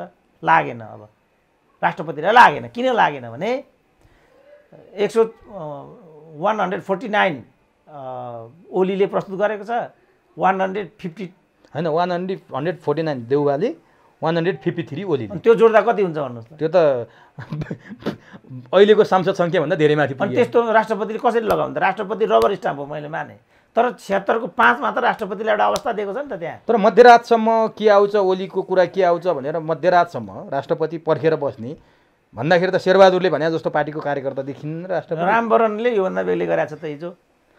अनि राष्ट्रपति मध्यरातसम्म पर्खिन सक्ने भीम रावल र पम्फा भूषाल एउटा चिठी बोकेर जाँदा भेटै नहुने त्यहाँ यो कस्तो किसिमको हास्यास्पद कुरो हो भन्छन् कि ए बाबा तपाईँ सिंहदरबारमा जानुहोस् त ल तपाईँ पत्रकारको कार्ड देखाउनु भयो भने तपाईँलाई प्रवेश दिन्छन् होला पत्रकारको कार्डबाट म सिंहदरबारमा छिर्न सक्दिनँ यत्रो देशको प्रोफेसर सिस्टम त कहीँ पनि हुन्छ नि त जहाँसम्म राष्ट्रपतिले यो गरेको नगरेको भन्ने कुरा छ यदि यस्तै गरेको हो भनेदेखि यस बापत जे उनलाई एक्सन लिनुपर्ने त्यतातिर जाउँ न हामी हिजो त्यही रमन श्रेष्ठले अदालतमा कुरा उठाए सांसदले कारबाही हुन्छ पार्टीको व्हिप नमान्दा भने राष्ट्रपतिलाई महाभियोग लाउन किन नपाउने भनेर प्रश्न उठाए पाइने त किन नलगाएको त यिनीहरूले महाभियोगको डन्डा हिजो तपाईँको त्यही हाउस होइन त्यही अदालत होइन सुशीला कार्कीले यही कुरा गर्दाखेरि महाभियोगको कुरा लिएर आए त्यसपछि लोकमान सिंह कार्कीलाई चाहिँ बालोटारको फाइल उठाउन खोज्दाखेरि महाभियोगको डन्डा देखाए नेपालमा महाभियोगको प्रस्ताव कस्तो बेलामा अगाडि आउने गरेको छ ल अभ्यास हेर्नु त हामी जस्तो दीपकराज जोशी भन्ने त्यो लुखुरे न्यायाधीशलाई आइएदेखिको प्रमाणपत्र चाहिँ नक्कली हो भन्ने चाहिँ कपोलकल्पित आरोप लगाएर त्यहाँबाट लखेटियो कहिल्यै पनि विधिको शासन अनुरूप काम गरेको छ त यिनीहरूले कहिले काहीँ पनि जस्तो भर्खर चाहिँ राजदूत नियुक्तिको एउटा लठुवालाई यिनीहरूलाई राजदूत बनाउनु पर्ने रहेछ निर्देशिका नै उल्लङ्घन गर्नेपट्टि गए तिनीहरूलाई पो लगाउनु पर्ने त महाभियोग त लेखा समितिले चाहिँ व्हाइट बडीमा 4 अरब 35 करोडको घोटाला भएको औपचारिक रूपमा चाहिँ प्रतिवेदन दियो त्यो किन कार्यान्वयनमा आएन त्यसकारणले होइन यी सबै राजनीति हुन् यो कसैले पनि नगरोस् हामीले मूल्य निर्माण नगरेको हुनाले हामीले पुरानो पद्धतिलाई मिल्काएको तर नयाँ संस्कार र पद्धति नबसाएको हुनाले यो अवस्था आएको छ र कोही पनि ठिक छैन नेपालमा अब नि डाक्टर साहब यो एकतामा नचाहेको माधवले हो कि भने यो त अघि भने नि अब यो पार्टीमा बस्ने ऊ पार्टीको सेवा गर्ने प्रवृत्ति मुख्य कारक त्यो मुख्य कारक चाहिँ यो हो बहुदल व्यवस्थामा यो पार्टीबाट निर्वाचित भएर आउने ऊ पार्टीलाई प्रधानमन्त्री बनाऊ भन्दै हिँड्न पाइँदैन अब यो के हो ठ्याक्कै जस्तो केपी ओलीले यिनीहरूले भने जस्तो लोकतन्त्र यिनीहरूले के भन्थे भने गणतन्त्र फ्याल्न आँटेको छ नेपाललाई हिन्दू राज्य बनाउने कुरा छ यो राम मन्दिरको प्रकरण पनि त्यही हो महेश बस्नेतले त्यो भनेको र त्यो दर्ता गरेको पनि त्यही हो उनीहरूले भनेका यी कुराहरू छन् तर नारायणीको गेटमा गएर उनले कार्यक्रम गर्न आँटे त्यसको लागि नारायणी ढोकामै आएका हुन् भन्थे तर पुष्टि भएन नि त मलाई चाहिँ भित्र मनले के भन्छ बा मलाई के भन्न मन लाग्छ भने गणतन्त्र र राजतन्त्रको विरुद्धमा किनभने कम्युनिस्ट पार्टी हुनु नि कम्युनिस्ट पार्टीमा त धर्मनिरपेक्षै हुन्छ कम्युनिस्ट पार्टी त किनभने कम्युनिजमले चाहिँ धर्मलाई व्यक्तिगत ठान्छ त्यो हिसाबले उनी पनि कम्युनिस्टै पार्टीको नेता भएको हुनाले धर्मनिरपेक्षता समेतका लागि नै हो केपी ओली नेपालको जेलमा 14 वर्ष बसे 14 वर्ष जे चिजको लागि कुनै एउटा नेता चाहिँ जेलमा बस्यो त्यही चिज ल्याउनको लागि यो सबै गति छोड्छ होला भन्ने कुरा मेरो ब्रह्मले अब के गर्छन् भोलि त्यो म किन कोही भित्र त कोही पनि पस्न सक्दैन जस्तो परशुनारायण पञ्च हुनसक्दा केशवचन्द्र रायमाझी पञ्च हुनसक्दा केपी ओलीले यो सब गरे भने त्यो के अनौठो हुन्छ र अनौठो त हुँदैन तर मेरो ब्रह्मले चाहिँ केपी ओली राजा होलान् केपी ओली हिन्दू धर्म होलान् केपी ओलीले गणतन्त्र फ्याँक्लान् त्यो कुरा मेरो ब्रह्मले मान्दैन अब डाक्टर साहब अब माधव नेपालको यता मलाई जान्न मन लागेको कुरो जस्तो उनका मान्छेहरूले केपी ओलीका मान्छेसँग वार्ता गरिरहेको थिए अस्ति त Madhav Nepal mobile switch off गरेर सेक्युरिटीलाई पनि खबर नगरेर प्रचण्ड र अग्नि सापकोटा कहाँ छलफलमा 8-8 घन्टा बसेको कुरा त सार्वजनिक भइसक्यो त्यो माधव नेपाल साँच्चीकै मिल्न नचाहेर त्यसरी चाहिँ आफ्नै साथीभाइले भेटेर चाहिँ वार्ताको प्रगति यो भयो भनेर स्वयं घनश्याम गोकर्णहरू भेट्न जाँदा समेत माधव नेपाल उपलब्ध नहुनुले के सङ्केत गर्छ होइन यस्तो अरे त्यहाँ चाहिँ जुन यो शेरबहादुरलाई उत्तेजित बनाएर चाहिँ प्रधानमन्त्रीमा सहमत गराइयो नि त्यो प्रस्तावै माधव कुमार नेपालको अरे क्या बाबु शेरबहादुरलाई प्रधानमन्त्री बनाउने यसमा न प्रचण्ड न शेरबहादुर भनेपछि आफू नै यो प्रस्ताव अगाडि बढाउने अनि आफू नै यसबाट भाग्ने भनेपछि त घोर नैतिक सङ्कट उत्पन्न पनि माधव कुमार नेपालको जड चाहिँ यो छ भन्ने सुन्छु म भनेपछि माधव नेपाल शेरबहादुरलाई प्रधानमन्त्री बनाउन प्रस्ताव गर्छन् केपी ओलीलाई हटाएर भने उनी नेकपा एमालेमा ब्याक हुने सम्भावना एकदम न्यून देखियो अब त्यो चाहिँ म भन्न सक्दिनँ चाहन्न किनभने भोलि त्यो भएन भने हावा बोलाइ हुन्छ हामीले अनाधिकृत बोल्नु हुँदैन हामीले त एउटा मोरल र एउटा परिवेश चित्रित गरिदिने हो विश्लेषकहरूको काम मिडियाहरूको काम त्यो होला भन्ने मेरो मान्यता छ अब एमालेको झगडा वेट एन्ड सीमा बसौँ, भरे साँझसम्म के आउँछ त्यो पर्खेर हेरौँको अवस्थामा छ। अब म अन्तिमतिर छु डाक्टर साहब। जस्तो नेत्रविक्रम चन्द विप्लवले केपी ओलीको सरकारसँग वार्ता गरेर शान्ति प्रक्रियामा आयो, शान्तिपूर्ण वातावरणमा अवतरण भयो। धेरैले यो कुरालाई सकारात्मक रूपमा लिए राम्रै माने, शान्ति हुनु राम्रै हो भने। त्यति बेला जम्मा 3वटा बुदामा सहमति भएको थियो। अहिलेसम्म ती बुदा पालना नभएपछि नेत्रविक्रम चन्द विप्लवका प्रवक्ता प्रकाण्डले हिजो पत्रकार सम्मेलन गरेर 10 दिने अल्टिमेटम दिएका छन्। यता केपीले माधवहरूलाई अल्टिमेटम दिएका छन्, उता विप्लवहरूले केपीलाई 10 दिनको अल्टिमेटम दिएका छन्। यदि 10 दिनभित्र पनि हाम्रा नेता कार्यकर्ता छुटेनन् र हाम्रा माग पुरा भएनन् भने अलिकति अवस्था नसोचेको भन्दा फरक हुनसक्छ भनेर चुनौती दिएका छन्। यो के हुनसक्छ, के गर्छन् तिनीहरूले? अब यो त मैले विप्लव विषयलाई लिएर सबभन्दा पहिला हामीहरू नै गएका थियौँ प्रधानमन्त्री कहाँ। त्यति बेर उहाँले त्यो कुरा झुट भन्नुभयो हामीलाई, होइन, मान्नु भएन र झुट कुरा भन्नुभयो हामीलाई। त्यसपछि यो वार्ताको प्रकरण अगाडि आयो। मैले भर्खरै विप्लवको सर्वोच्च तहको एउटा नेतासँग मेरो वार्ता भएको थियो। त्यहाँ मैले प्रश्न उठाएको थिएँ, सबैलाई छोडे जस्तो छ, कतिपयलाई नछोडेको पनि भन्ने सुनिन्छ। मैले त्यो सुदर्शन ओलीको चाहिँ नामै लिएर, हेमन्त प्रकाश नामै लिएर किन उहाँलाई चाहिँ किन छुटिरहेको छैन भन्दा होइन खरखजनाको कुरा लगाएको छ भनेर भन्थे। अब उहाँहरूले बुझ्ने कुरा हो के शर्तमा उहाँहरूले सहमति गर्नुभएको थियो अनि के भएर ती शर्त अनुसारको आचरण भइराखेको छैन। अब महत्त्वपूर्ण कुरा त्यो हो, जहाँसम्म हामीहरू यो गर्छौँ त्यो गर्छौँ भन्ने कुरा हो। अब त्यो उहाँहरूको कुरा भएर मैले देख्दा ती कुराहरू शक्तिले मात्रै निर्क्युल गर्छ। यदि भएन भने फेरि के नेपालीका लागि दुर्दिन सुरु हुन थाले हुन्? उहाँहरूले चेतावनी दिएको थियो। अब त्यसमा म यसै भन्न सक्दिनँ, तर उहाँहरूले त्यो बाटो अगाडि जाने सम्भावना एकदमै न्यून छ, किन त्यो बाटोबाट अबको क्रान्ति अगाडि लान सकिँदैन। तर उहाँहरूले कसरी सोच्नुभएको छ, के शर्तहरू हिजो थिए, कसले मध्यस्थता गरेको थियो, के आधारमा ती कुराहरू भएका थिए, अब म अनभिज्ञ भएको हुनाले त्यसमा म केही पनि भन्न सक्दिनँ। अनि अर्को एउटा विषय छ नि डाक्टर साहब, यो बीएनसी अस्पतालको बारेमा निकै विवाद पनि भयो। हुँदा दुर्गा प्रसाईले अहिले आएर कि सरकारले जिम्मा लिदिनु पर्यो कि चलाउन दिनु पर्यो, मैले साह्रै दुःख बिहोरी, यत्रो खर्च भएको छ कि सरकारले लियोस् कि भने मलाई राम्ररी चलाउन दिनु पर्यो भनेर गुनासो व्यक्त गर्दै थिए।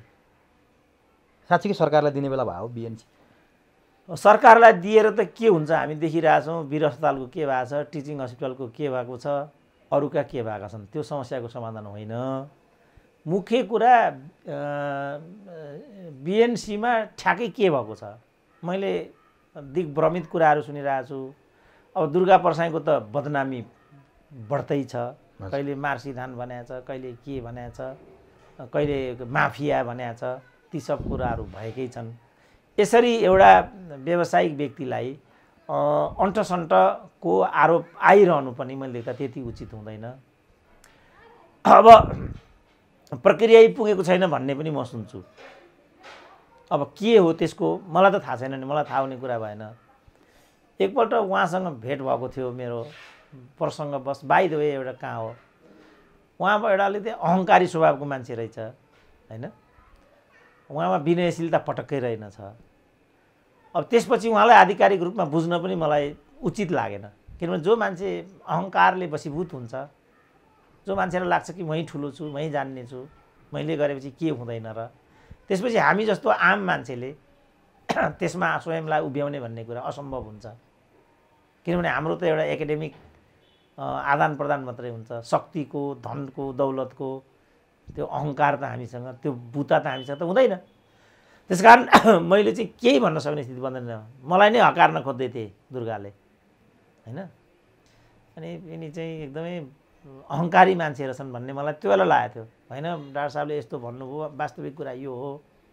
मैले नै भनेको थिएँ उहाँको कति ब्याङ्कको लगानी होला, कति ब्याज तिर्नुपर्छ होला, कति के होला, यस्तो कुरालाई यसरी असरल बनाउनु हुँदैन भनेर मैले, मेरो पोजिसन चाहिँ वास्तवमा त्यो संस्थाबारेमा त्यो हो। तर अब कसले के सुनाइदियो, अब उहाँ चाहिँ उत्तेजित भइरहनु भएको रहेछ।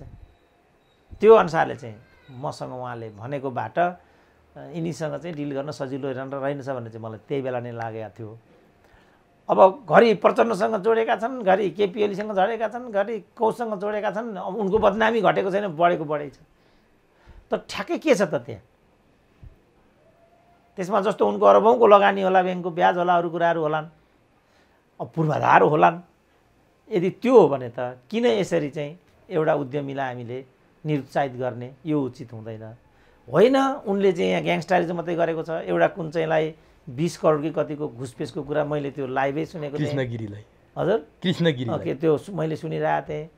त्यति बेलाका गिरिराज मणिलाई पनि उनले नाम लिइराखेका थिए, किनभने यिनीहरू कोही पनि निष्ठावान छैनन्।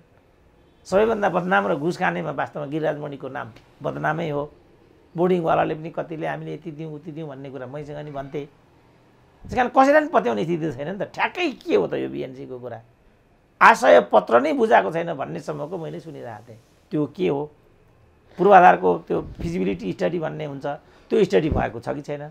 छ भने त्यो कसले स्टडी गरेको छ भने त्यो स्टडीमा के भनिएको छ? त्यसको आधारमा दिने नदिने निर्कुल गर्नुपर्छ र चाँडै निदो गर्नुपर्छ। मैले देख्दाखेरि यो ल्याङल्याङ यति लामो उचित हुँदैन। यसलाई सम्बन्ध दिएर अगाडि जानु मैले त सबभन्दा राम्रो हुन्छ। अब नि डाक्टर साहब, अर्को एउटा भुसको आगो जस्तो फैलिँदै आएको छ र अहिले हत्तै बढिरहेको छ। 77 जिल्लामा पुगिसक्यो। रूपा सुनारको र यो बबर मलको घरपेटीको केस। घरपेटीले गएर रूपा सुनार र उनका साथीहरूलाई मानव अधिकार आयोगमा मुद्दा हालिन्। रूपा सुनारले सर्वोच्चमा गएर शिक्षा मन्त्री कृष्णगोपाल श्रेष्ठलाई बर्खास्त गर्न माग गर्दै मुद्दा दायर गरिन्। यो केस सामान्य केस, सकिनुपर्ने केस किन यसरी बढिरहेछ डाक्टर साहब? पनि यो चाहिँ भेदभाव र छुवाछुतसँग सम्बन्धित हो। यसमा पनि तपाईँ राम्रो प्रश्न उठाउनु भयो। म के भन्न चाहन्छु भनेदेखि यसको पनि वास्तविकता बाहिर आउनुपर्छ। रूपाले जे भनिरहेछ त्यो वास्तविकतासँग मिल्दैन भन्ने छ। रूपाले भन्दा पनि जुन घरबेटीको कुरा आइरहेछ ती घरबेटीको पक्ष ठिकसँग बाहिर आइरहेको छैन भन्ने छ। किनभने ती आफै त्यहाँ संरक्षणमा बसेको भनेर सुनेको छु मैले। यदि उनी संरक्षणमा बसेको हो भने त कसलाई त सोध्नै पर्यो, जसको त्यो हो त्यसलाई त सोध्नै पर्यो। तिनले नदिएको कुरा यहाँ आइराखेको छ र यसलाई छुवाछुत र भेदभावसँग लगेर चाहिँ जोडिएको छ र यो चाहिँ सामाजिक ध्रुवीकरणको दिशातर्फ अगाडि बढिराखेको छ। त्यसकारण मेरो के रिक्वेस्ट छ, रूपालाई पनि मेरो के रिक्वेस्ट छ भने यो विषयलाई यसरी अगाडि लाने, यसलाई ध्रुवीकरण गर्ने, यसलाई चाहिँ भेदभावको एउटा तात्कालिक कारण बनाउने यो नगरौँ। किनभने छुवाछुत र भेदभाव हाम्रो समाजमा अलरेडी छ। यसलाई उन्मूलन गर्न प्रत्येक ठाउँबाट हामी जम्मै लाग्नुपर्छ। तर यो अहिलेको अहिले निराकरण र निरूपण हुने विषय होइन। रूपाको हकमा मैले भन्नुपर्ने कुरा यति मात्रै छ। शिक्षा मन्त्रीको हकमा यसको नैतिक दायित्व उहाँले लिनुपर्छ। अदालतले उहाँलाई निश्चित रूपमा यो कारबाही गर्छ, यो पक्का कुरा हो। बर्खास्तै गर्छ, पक्का गर्छ त्यो अदालतले। किनभने उहाँले गलत गरेको छ। राजकीय झन्डा, राजकीय अधिकार हल्लाउँदै अभियुक्त भएको ठाउँमा प्रहरी चौकीमा बालवाला मन्त्री जानु त्यो असम्भव कुरा छ। उहाँले माफी माग्नु हो नि मानव अधिकार आयोगमा गएर। अब माफले पुग्दैन, यसको दायित्व लिनुपर्छ उहाँले। भनेपछि बर्खास्ती नै? त्यो बर्खास्त म भन्दिनँ, किनभने त्यो मलाई उपयुक्त हुँदैन। मैले भन्ने शब्द भनेको चाहिँ उपयुक्त शब्द, यसको जवाबदेहिता उहाँले लिनुपर्छ। माफीले पुगेन। त्यो माफी साफीतिर म जाँदै जान्न। त्यो माफी भने के हो त्यो म बुझ्दै। अब रूपाले अदालतमा मुद्दा हालिन्, ती घरबेटीले रूपालाई मानव अधिकारमा मुद्दा हालिन्। मुद्दा हाल्ने होडबाजी पो चलेको छ त। त्यो उनीहरूले रोक्नुपर्छ, किनभने यसले सामाजिक ध्रुवीकरण बढाउँछ। दलित विषयको प्रश्न, काठमाडौँवासी घरबेटी भाडामा बस्ने रूपमा द्वन्द्व अगाडि जान्छ नि त। यसले कसलाई फाइदा गर्छ त? यसले कसै एकजनालाई पनि फाइदा गर्दैन। किनभने अघि पनि मैले भने छुवाछुत भेदभावको जुन स्थिति छ नेपाली समाजमा त्यो त परम्परागत हो नि। अहिलेको अहिले यो निरूपण र निराकरण हुँदैन नि। अघि मैले भने नि इट टेक्स टाइम, यसले समय लिन्छ। जस्तो मेरै भनौँ न, म चाहिँ निरन्तर यो छुवाछुत र यो भेदभावको विरुद्धमा निरन्तर बोली आउने मध्येको म एउटा हो होइन। मेरो पक्ष यही हो र यो रूपा सुनारको पहिलोपल्ट प्रश्न उठाउने मलाई लाग्छ मै हुँ। सोध्ने फेरि म तपाईँ नै हो। हामीले नगरे होइन गरिरहेछौँ। हुँदैमा अहिलेको अहिले हामी रूपालाई न्याय दिन त सक्दैनौँ, किनभने यसको प्रक्रिया लामो छ। यसले लामो समय लिनेवाला छ भोलि पनि। तर बिगार्ने भनेका त राजनीतिहरू हुन् र नेताहरू हुन्। यो शिक्षा मन्त्री यसको पछिल्लो दृष्टान्त हुन्। 21औं शताब्दीको शिक्षा मन्त्री, त्यो पनि कम्युनिस्ट शिक्षा मन्त्री त यस्तो छ भने जस्थित मल्लका पालाको भारदार कस्तो थियो होला भन्नु त? तिनीहरूले बनाएको मनुस्मृतिले यो विभेद आइरहेछ समाजमा। तर त्यो एकैचोटि हट्छ त अहिले? यो एकैचोटि सिद्धिने कुरा हो त? त्यस कारण यतातिर गएर समाजलाई ध्रुवीकृत गर्नु अहिले अलिकति छिटो हुन्छ। यसमा हामी रूपासँग छौँ, त्यसमा दुई मत छैन। तर जुन घरबेटीको कुरा आइरहेछ, बिचरा एकजना चाहिँ गृहस्थी महिला गरी खाएर त्यहाँ बसिराखेकी छिन्। तिनलाई हिरासतमा पुर्याइदिइसकेपछि त तिनको मनमा आउने जुन कुण्ठा हो, जुन निराशा हो, त्यो पनि त विचारणीय विषय हुन्छ नि त। किन विचारणीय विषय हुन्छ भने त्यो घर उनको होइन भन्ने मैले सुने क्या। पहिला पत्ता लगाउँ के वास्तविकता। मेरो श्रीमानको नाममा छ, म नो श्रीमानको कुरा छैन त्यहाँ। जो बुढी मान्छे हुन्, ती बुढी मान्छे को हुन्, तिनको स्वामित्वको त्यो घर भन्ने छ। श्रीमानको मात्रै कुरा छैन। त्यो मानव अधिकारमा उजुरी दिँदाखेरि उनले पढेको निवेदन यो मेरो नाममा पनि छैन, श्रीमानको नाममा छ, यो मेरो चाहिँ सासू आमा बस्ने घर हो भनेर उनी त्यसरी प्रस्तुत भइरहेको थिइन् त्यहाँ। अब त्यो श्रीमान त सबैको श्रीमानकै नाममा हुन्छ। नेपाली समाज भनेको पाखण्ड समाज हो। कसैले श्रीमतीको नाममा राखेको हुन्छ, कसैले श्रीमतीको नाममा। उही प्रचण्ड डेरामा बसेको भने जस्तो यस्तो जहाँ नेता हुन्छ त्यहाँ कार्यकर्ताको कुरा छोडिदिइहालौँ। मलाई कतिले के रिपोर्टिङ गरे भने ती आफै सेल्टरमा बसेकी छिन् त्यहाँ, अरू कुरा पनि भनेका छन्। त्यो जम्मै मलाई अब किनभने यहाँ त मान्छेको फेरि भरै हुँदैन, के हो थाहै हुँदैन, के हो कसो उल्टो पाल्टो भनिदिन्छन्। यहाँ त प्रहरीका निकायहरू उल्टो पाल्टो गरिदिरहेको, डिएनए नै उल्टो पाल्टो, अभियुक्तै नकली लगेर अब नकली खडा गरेर। अब यो आधिकारिक निकाय यस्तो भइसकेपछि व्यक्तिको कुरामा भर पर्न एकदम। त्यस कारण मैले स्पेसिफिक भन्न नचाहेको नसकेको मुख्य कुरा के भनेदेखि ती घर फेरि सबैले भनेको छ कि ती जो घरपट्टि हुन् ती विभेदकारी सोचकी महिला होइनन् भन्ने छ। तर म सबैको मनभित्र पस्न सक्दिनँ, त्यो कुरा म भन्न उपयुक्त ठान्दिनँ। खालि म के भन्छु भने यो दुर्भाग्यपूर्ण घटनाले समाजमा जुन एउटा विद्वेषको स्थिति एक्कासी चाहिँ अगाडि आउन खोजिराखेको छ, यसले कसैलाई पनि राम्रो गर्दैन, स्वयं दलितहरूलाई पनि राम्रो गर्दैन। अब च्याप्टर क्लोज गर्ने, यसलाई च्याप्टर क्लोज गरेर यसलाई आत्मसमीक्षा गरौँ। उनलाई पनि बिचारा मैले भने नि एकजना तपाईँ हामी जस्तै मान्छेलाई लगेर जसको जेल अनुभव छैन, जो हिरासतमा परेको छैन, लगेर राखिदियो कालो छिँडीमा भने कस्तो हुन्छ होला भन्नु त। किनभने नेपालका सुरक्षा संयन्त्रको व्यवहार गर्ने तरिका त्यही हो, बोल्ने भाषा त्यही हो। मलाई नै भन्नु न लगेर 24 घन्टा लगेर यहाँको चौकीमा लगेर राखिदियो भने मेरो के हाल हुन्छ भन्नु त। 7वटा दबाई खानुपर्छ, जेलको अनुभव छैन, के हुने हो भरे थाहा छैन, कुट्टी कुट्टी मारिदिन्छन् यहाँ त।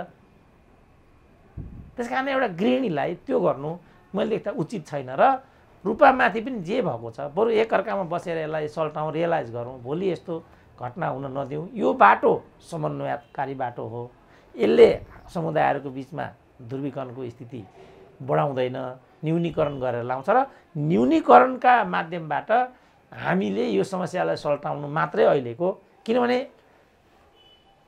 राजनीतिमा पो क्रान्ति गर्न सकिन्छ त, समाज व्यवस्थामा त तत्काल क्रान्ति गर्न सकिँदैन नि। राजनीतिमा हामीले राजतन्त्रबाट गणतन्त्र ल्यायौँ, अब छुवाछुतबाट छुवाछुत मुक्त एकैचोटि जान सक्छ त। मान्छेले जनै लाउन अहिले छोड्छ, मान्छेले पूजा गर्न अहिले छोड्छ, मान्छेले घन्टी बजाउन अहिले छोड्छ, छुवाछुत पनि छोड्न सक्दैन। फेरि यो छुवाछुतलाई ढाडस दिन खोजेको मैले त्यो पनि होइन, मैले ग्राउन्ड रियालिटी मात्रै भनिदिएको कि छुवाछुत र विभेद हाम्रो समाजमा छ। लामो प्रक्रियापछि यो भयो, त्यत्तिकै लामो प्रक्रियापछि यसका खास विधिहरू पनि छन्, कुनै अर्को समयमा गरौँला। त्यो विधिका माध्यमबाट यसलाई हामीले चाहिँ सल्टाउने, दास प्रथै भनौँ न, एकैचोटि दास प्रथा हट्न सक्छ र? चन्द्र शमशेर एउटा शासक थियो र पो उन्मूलन भनिदियो। सती प्रथै भनौँ न, योभन्दा खतरनाक होइन सती प्रथा? मृत पतिको चितामा लगेर जिउँदो मान्छेलाई जलाउने भनेको योभन्दा खतरा भएन त? समय लाग्यो, यसले पनि समय लिन्छ। हामी रूपाको पक्षमा छौँ, तर हामी के अरे अहिले अर्कै महिलाको सरस्वती प्रधानलाई पनि चित्त दुखाउने बढी मलाई प्रेसर भयो भन्ने पट्टि हुँदैनौँ हामी। दुइटैलाई समन्वय गर्ने पट्टि हामी जान्छौँ। त्यो भनेको समन्वयकारी बाटो नै हुन्छ र त्यस मार्फत अहिलेलाई सल्टाउँ। भोलिका दिनमा हामी रूपा सुनारसँग लामबद्ध भएर अगाडि बढाउँला, किनभने छुवाछुत मुक्त नेपाल त बनाउनै छ र त्यो घृणित व्यवस्थालाई त हामीले फाल्नै छ, त्यो हाम्रो पक्ष हो। तर अहिलेको कुरा मात्रै मैले गरेको कि हामीले समन्वयात्मक हुनु जरुरी छ, संयमित हुनु जरुरी छ। अब डाक्टर साहब मैले यो क्लोज गर्नेवाला थिएँ, तर एउटा अर्को महत्त्वपूर्ण विषयलाई संक्षिप्तमा डाक्टर साहबसँग जान्न चाहे। कालीगण्डकी डाइभर्सन, तिनौ डाइभर्सनको अहिले निकै चर्चा परिचर्चा छ। दुईवटा कुराले, एउटा राजनीतिक कुराले यो भारतको पक्षमा छ, राष्ट्रघाती छ भन्नेहरू छन्। अर्को त्यहाँ पाइने शालिग्रामलाई असरल्ल पार्न, अस्तव्यस्त पार्न, बर्बाद पार्न त्यो चाहिँ संस्कृति र धर्ममाथि प्रहार गर्ने एउटा षड्यन्त्र हो भनेर भनिएको छ। डाक्टर साहबले यो काली गण्डकी तिनाउ डाइभर्सनलाई कुन रूपमा र कसरी लिनुभएको छ संक्षिप्तमा भनिदिनुहोस्। यो षड्यन्त्र र भारत भन्नेमा चाहिँ म अहिले गइहाल्नु उपयुक्त ठान्दिनँ, किनभने कसैमाथि पनि विश्वास गर्ने स्थिति छैन हाम्रो देशमा। हजुर, यो चाहिँ सबभन्दा महत्त्वपूर्ण प्रश्न भनेको चाहिँ विश्वासको सङ्कट हो क्या हाम्रो। हजुर, यसमा पनि विश्वासकै सङ्कट हो। हजुर, हुँदाहुँदै पनि सङ्घीय सरकार र स्थानीय सरकारको बिचमा समन्वय नहुनु, यसलाई लिएर त्यहाँ एउटा आयोग पनि छ। त्यो आयोगलाई पनि यसमा अग्रसर नगराइनु। अनि अविश्वसनीय नेतृत्व भएको हुनाले निहितार्थलाई मध्यनजर गरेर विष्णु पौडेलले यो गर्न चाहेको सन्देश जानु। अनि स्वभावतः यसले वातावरणमा प्रतिकूल पार्न सक्छ भन्ने सम्भावना पनि रहनु। तटवर्ती क्षेत्रमा बसेका बस्तीहरूले आशंकाको नजरले हेर्नु र तल्लो तटीय र मल्लो तटीय भन्ने हुन्छ। अन्तर्राष्ट्रिय कानुनको पनि हुन्छ र राष्ट्रिय कानुन अन्तर्गत पनि त्यो छैन भने नि हुनुपर्छ हुन्छ। अब तल्लो तटीयको एउटा भन्नु होला, मल्लो तटीयले एउटा सोचिराखेको होला। ती सबैका बिचमा समन्वय गर्न नसक्नुबाट यो विवाद आइराखेको छ। दुईटा प्रदेशको पनि झगडा भएको छ। तल्लो तटीय मल्लो तटीय भनेको त्यही हो। अब यो त मल्लो तटीयबाट आउने होला, तिनाउ भनेपछि तल्लो तटीयमा जाने होला। तल्लो भनेको लुम्बिनी प्रदेश होला, मल्लो भनेको गण्डकी होला। फेरि ओल्लोमा फेरि बागमती पनि यहाँ छुन्छ भन्ने छ, कता हो उता राप्ती पनि छुन्छ भन्ने छ। त यो सबैको बिचमा समन्वय गरेर त्यहाँ एउटा आयोग छ नि त। त्यो आयोगले पहिला त्यहाँबाट चाहिँ अघि सम्भावनाको सम्भाव्यता आशयको हामीले कुरा गऱ्यौँ नि, एउटा कलेजको सम्बन्धनमा त यति कुराहरू हुन्छन् भने, अनि यत्रो प्राकृतिक स्रोत र पर्यावरणमै असर पार्ने, दुई प्रदेशको विषय आकर्षित हुने, नियम कानुनहरू आकर्षित हुने विषय हठात गरिदिनुहुन्छ। यो अपरिपक्वताले यस्तो भएको छ। वास्तविकता त अरू नै हो। वास्तविकतामा जानु पर्दाखेरि चाहिँ यसको प्रो एन्ड कन्स हेर्नुपर्छ। यसको पर्यावरणीय असर के हुनसक्छ, तल्लो र मल्लो तटीयमा यसले पार्ने असर के हो। खोलो घ्वापै फर्काउँदाखेरि अब जस्तो मर्स्याङदी पनि फर्काएको छ क्यारे यिनीहरूले। मैले मर्स्याङदी कहाँ देख्थेँ, घिङरिङ ढुङ्गा उतार्नु परिरहेको म देख्थेँ। अब त्यहाँ कतिले माछा मारेर जीवन चलाउने होला, कतिको सन्धि सर्पणको कुरा होला। अनि हामी गरिब भएको हुनाले त्यो कुरालाई हामी ध्यान दिँदैनौँ। नदीले दिने सुन्दरताको कुरा होला, जीव जन्तुका कुराहरू छन्, त्यहाँ आश्रित हुँदैन। जस्तो यहाँ बागमतीमा, यहाँ बागमती एक थरीले चाहिँ नि अब त्यो धर्मको कुरालाई ल्याएर शालिग्रामका कुरा पनि जोडे। फेरि अब शालिग्रामको पनि के हो त, त्यसमा पनि अब कति पानीको कति सतह हुनु जरुरी छ, शालिग्रामको लागि कति चाहिँ पानीको त्यो के हुन्छ, यी सम्पूर्ण कुराहरूको क्लियर कट अवस्था नहुँदा आयोगले क्या, त्यो आयोग रहेछ नि त यहाँ एउटा, यो खनिज सम्बन्धी एउटा आयोगै रहेछ त्यहाँ।